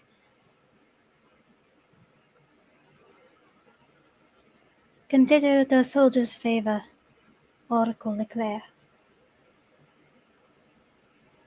Understood. At that, The- Finnegan looks up and just gives like a little nod. The sommelier, on the other hand, rolls the token over his fingers before snatching it and tucking it into the pocket of his waistcoat. You will excuse me if I hang on to mine. It is always good to collect favors. And it is always good to repay hospitality where it's given. And he gives a soft nod. It is here I would where never we will... beget you your payments, sommelier. And he gives us a smile and a nod. And it is here we are going to close our scene and do a small time transition over to Elysium. Luke, you are there with Rowan, along with Dante, Finnegan, Cyrene, the body of the prince. You have all gathered in the throne room of Elysium, the sea of white marble. And you are joined by the current Prince of Philadelphia.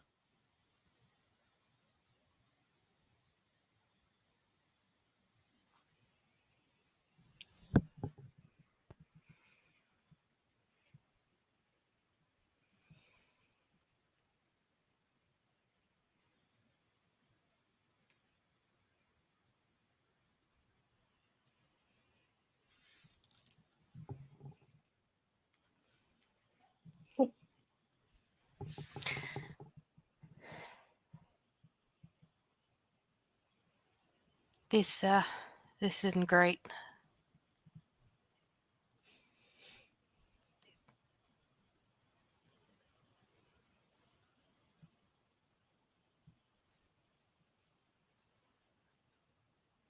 I'll save the lecture till after y'all get some rest. You, however, and her eyes are going to go to Luke.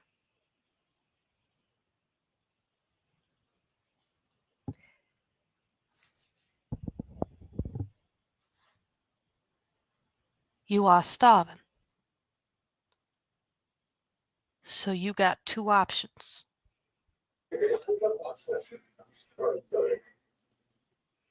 And she's going to gesture at Sifra and gesture at herself.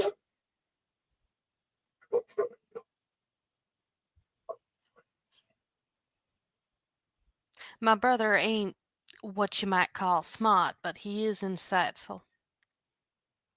He didn't want there to be a danger. Now you got one of us to stake you if you stop being a danger.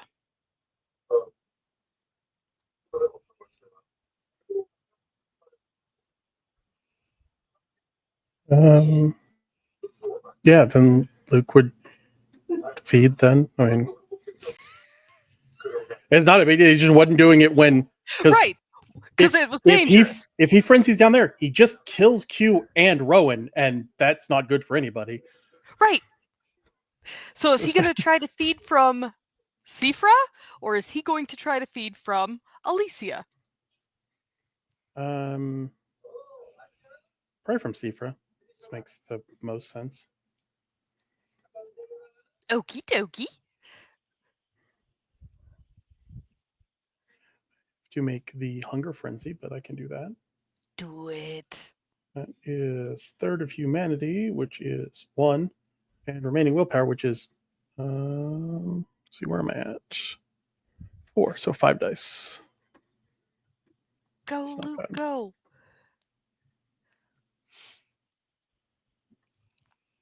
And find the box of doom. There we go.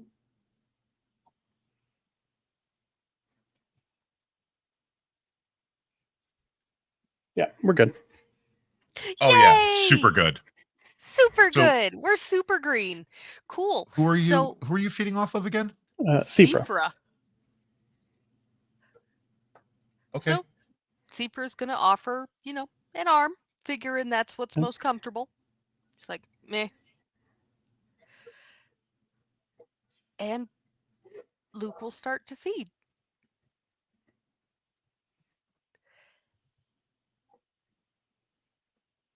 Suddenly, he's not in Elysium anymore. It's green everywhere. Impossibly green.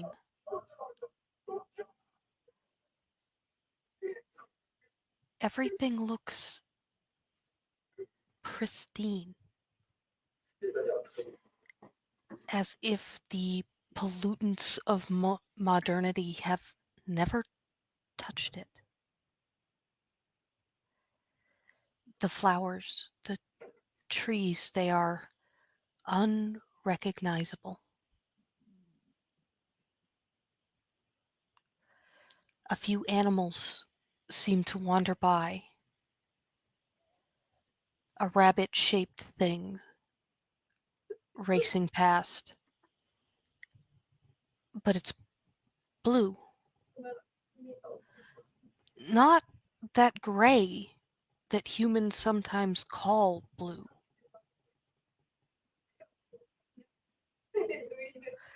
This rabbit is the shade of clear water in the Mediterranean.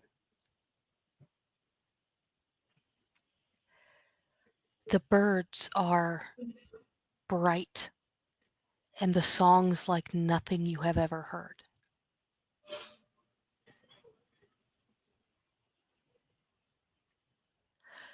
This feels like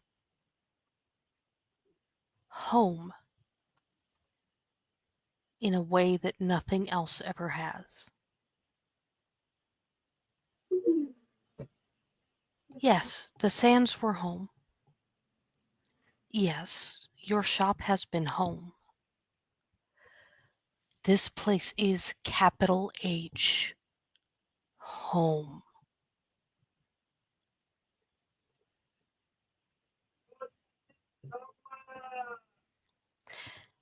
And as Luke slakes his hunger, he'll start to sort of fade back into his own physicality, into Elysium, as Sifra is looking at him questionably and licking her own wound close. Yeah, he would have not taken the full amount of hunger because that seems like a bad idea.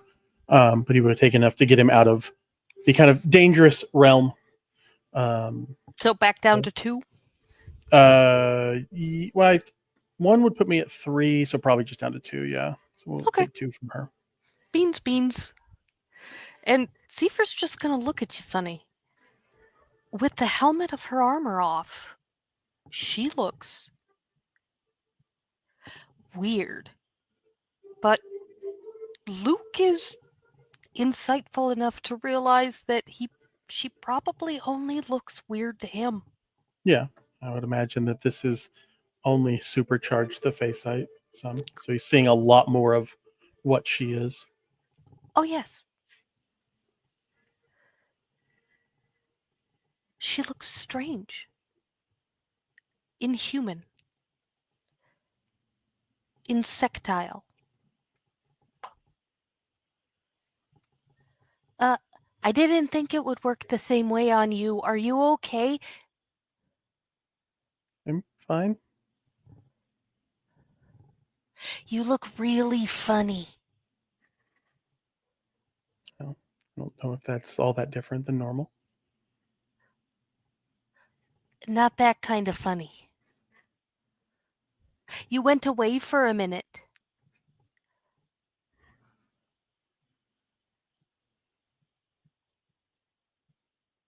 Just stepped out for a moment. Oh.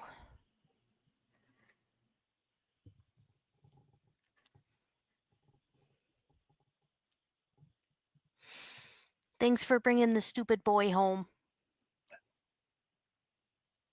He made promises he has to keep.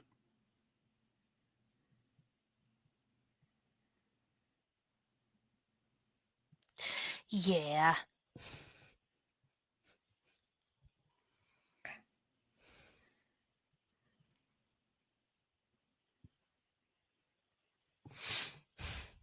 You're gonna be okay? Oh yeah, I'm fine. So, Is Luke lying? No. I mean, as far as Luke is, he's at most of his willpower. His hunger is fine. He's still at full health. Like, all in all, this was not that. But he's a little concerned about the touchstones and stuff like that. But even that is harder to be concrete with at Humanity 5. Like, they're important, but really only his. And he's pretty sure that Rafferty can make it out. So it's like I have a feeling they've chained a troll up down there, and it's not going to end well for them. So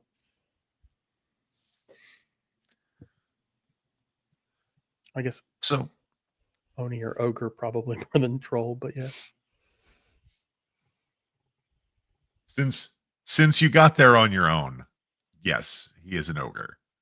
Yeah, makes sense.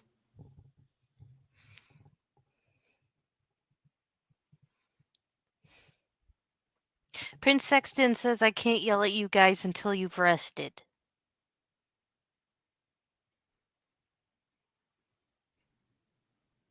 I'm acquiring a new shop, so you can come by and yell at me after a day or 2.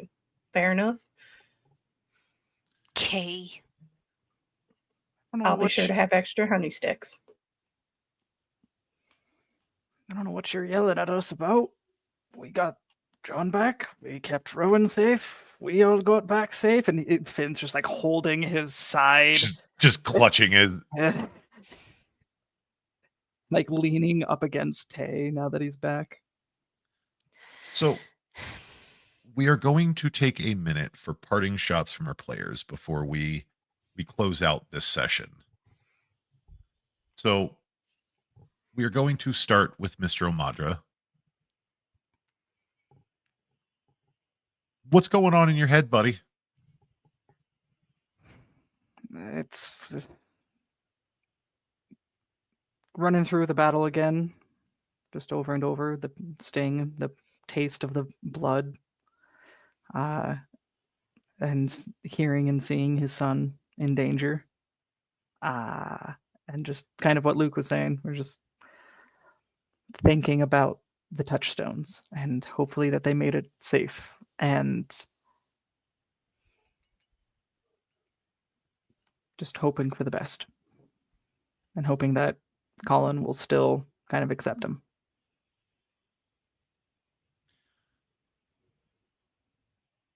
Dante?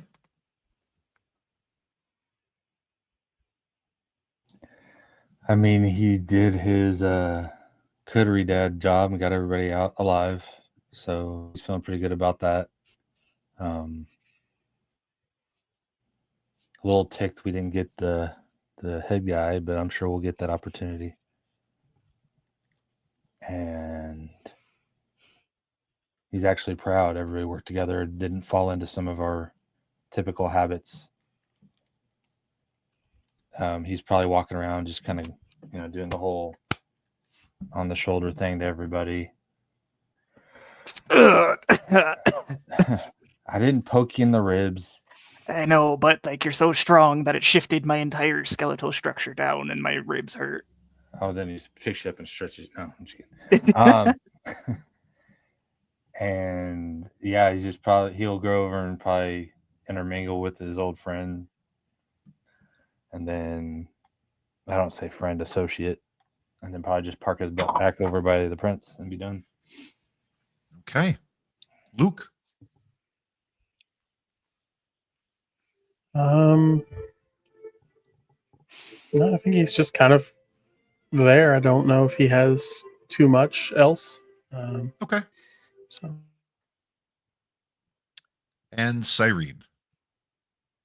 I think Cyrene would have made sure John is as comfortable as he can be, as allowed by Vidal and the others, before kind of posting back to watch everybody, watching Dante, congratulate, watching Luke kind of have that moment with Sifra, and then fingering the rosary and looking back at wherever Alicia is with a contemplative thought that she Where doesn't know. is Alicia? The prince is sitting on the floor next to, well, the prince. Holding his still functional hand. She has not said much of anything since John was returned. I think seeing that, she'll kind of scooch out of the shadows a little and just walk over and squeeze Alicia's shoulder, kind of in solidarity with how that letter she sent before all this started, that whatever comes, she'll be by her friend's side, but also recognizing that this coterie may not be together for much longer. So she'll have to help how she can.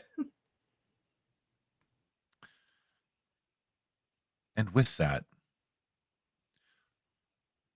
we call an end to season 2 of Philly by Night.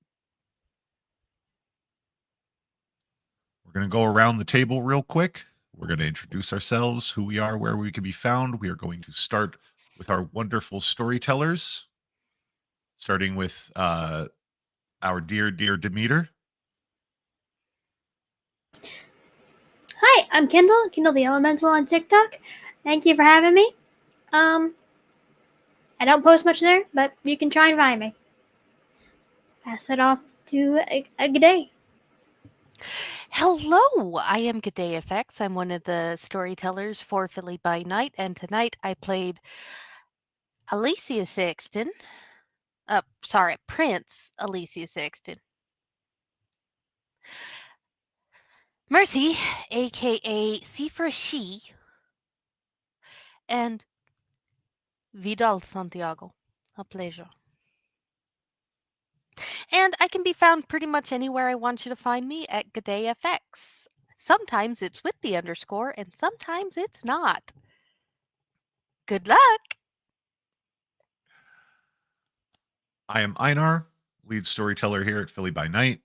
You can find me at Einar_TTRPG most everywhere, or you can find me where the skies are blue at instarsorbit.bsky.social. We are going to bounce things down to Mr. Omadra. Had to unmute myself. Hello, I am Tristan Kitcat. I play Finnegan Omadra, son of the Isle, the Mad Irishman. And yeah, it was such a pleasure and looking forward to being an ambassador. Cyrene. Hello, I am Fennecly Wilder. You can find me on most things at the Fennec Wolf.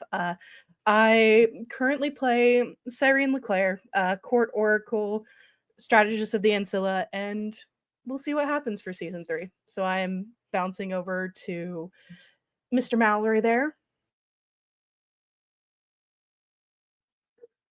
So I am Dapper Zombie everywhere you can find me. And I have been Luke Mallory today. Apparently very dice lucky Magyar.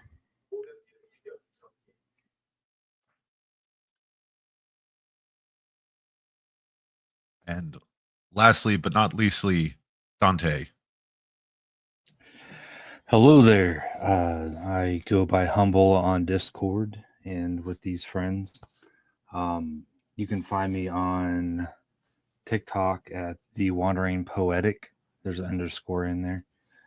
And also Chemical Rabbit on Tabletop RPG and itch.io, where I write tabletop RPG modules and games and folk or lore, I should say. It's been wonderful playing Dante for the second season and look forward to season 3. And with that, I wish you all a good night. Remember, just because we play monsters doesn't mean we can't be the light in someone's life. Have a great night, and please, all of you, stay safe. We will see you again in season 3.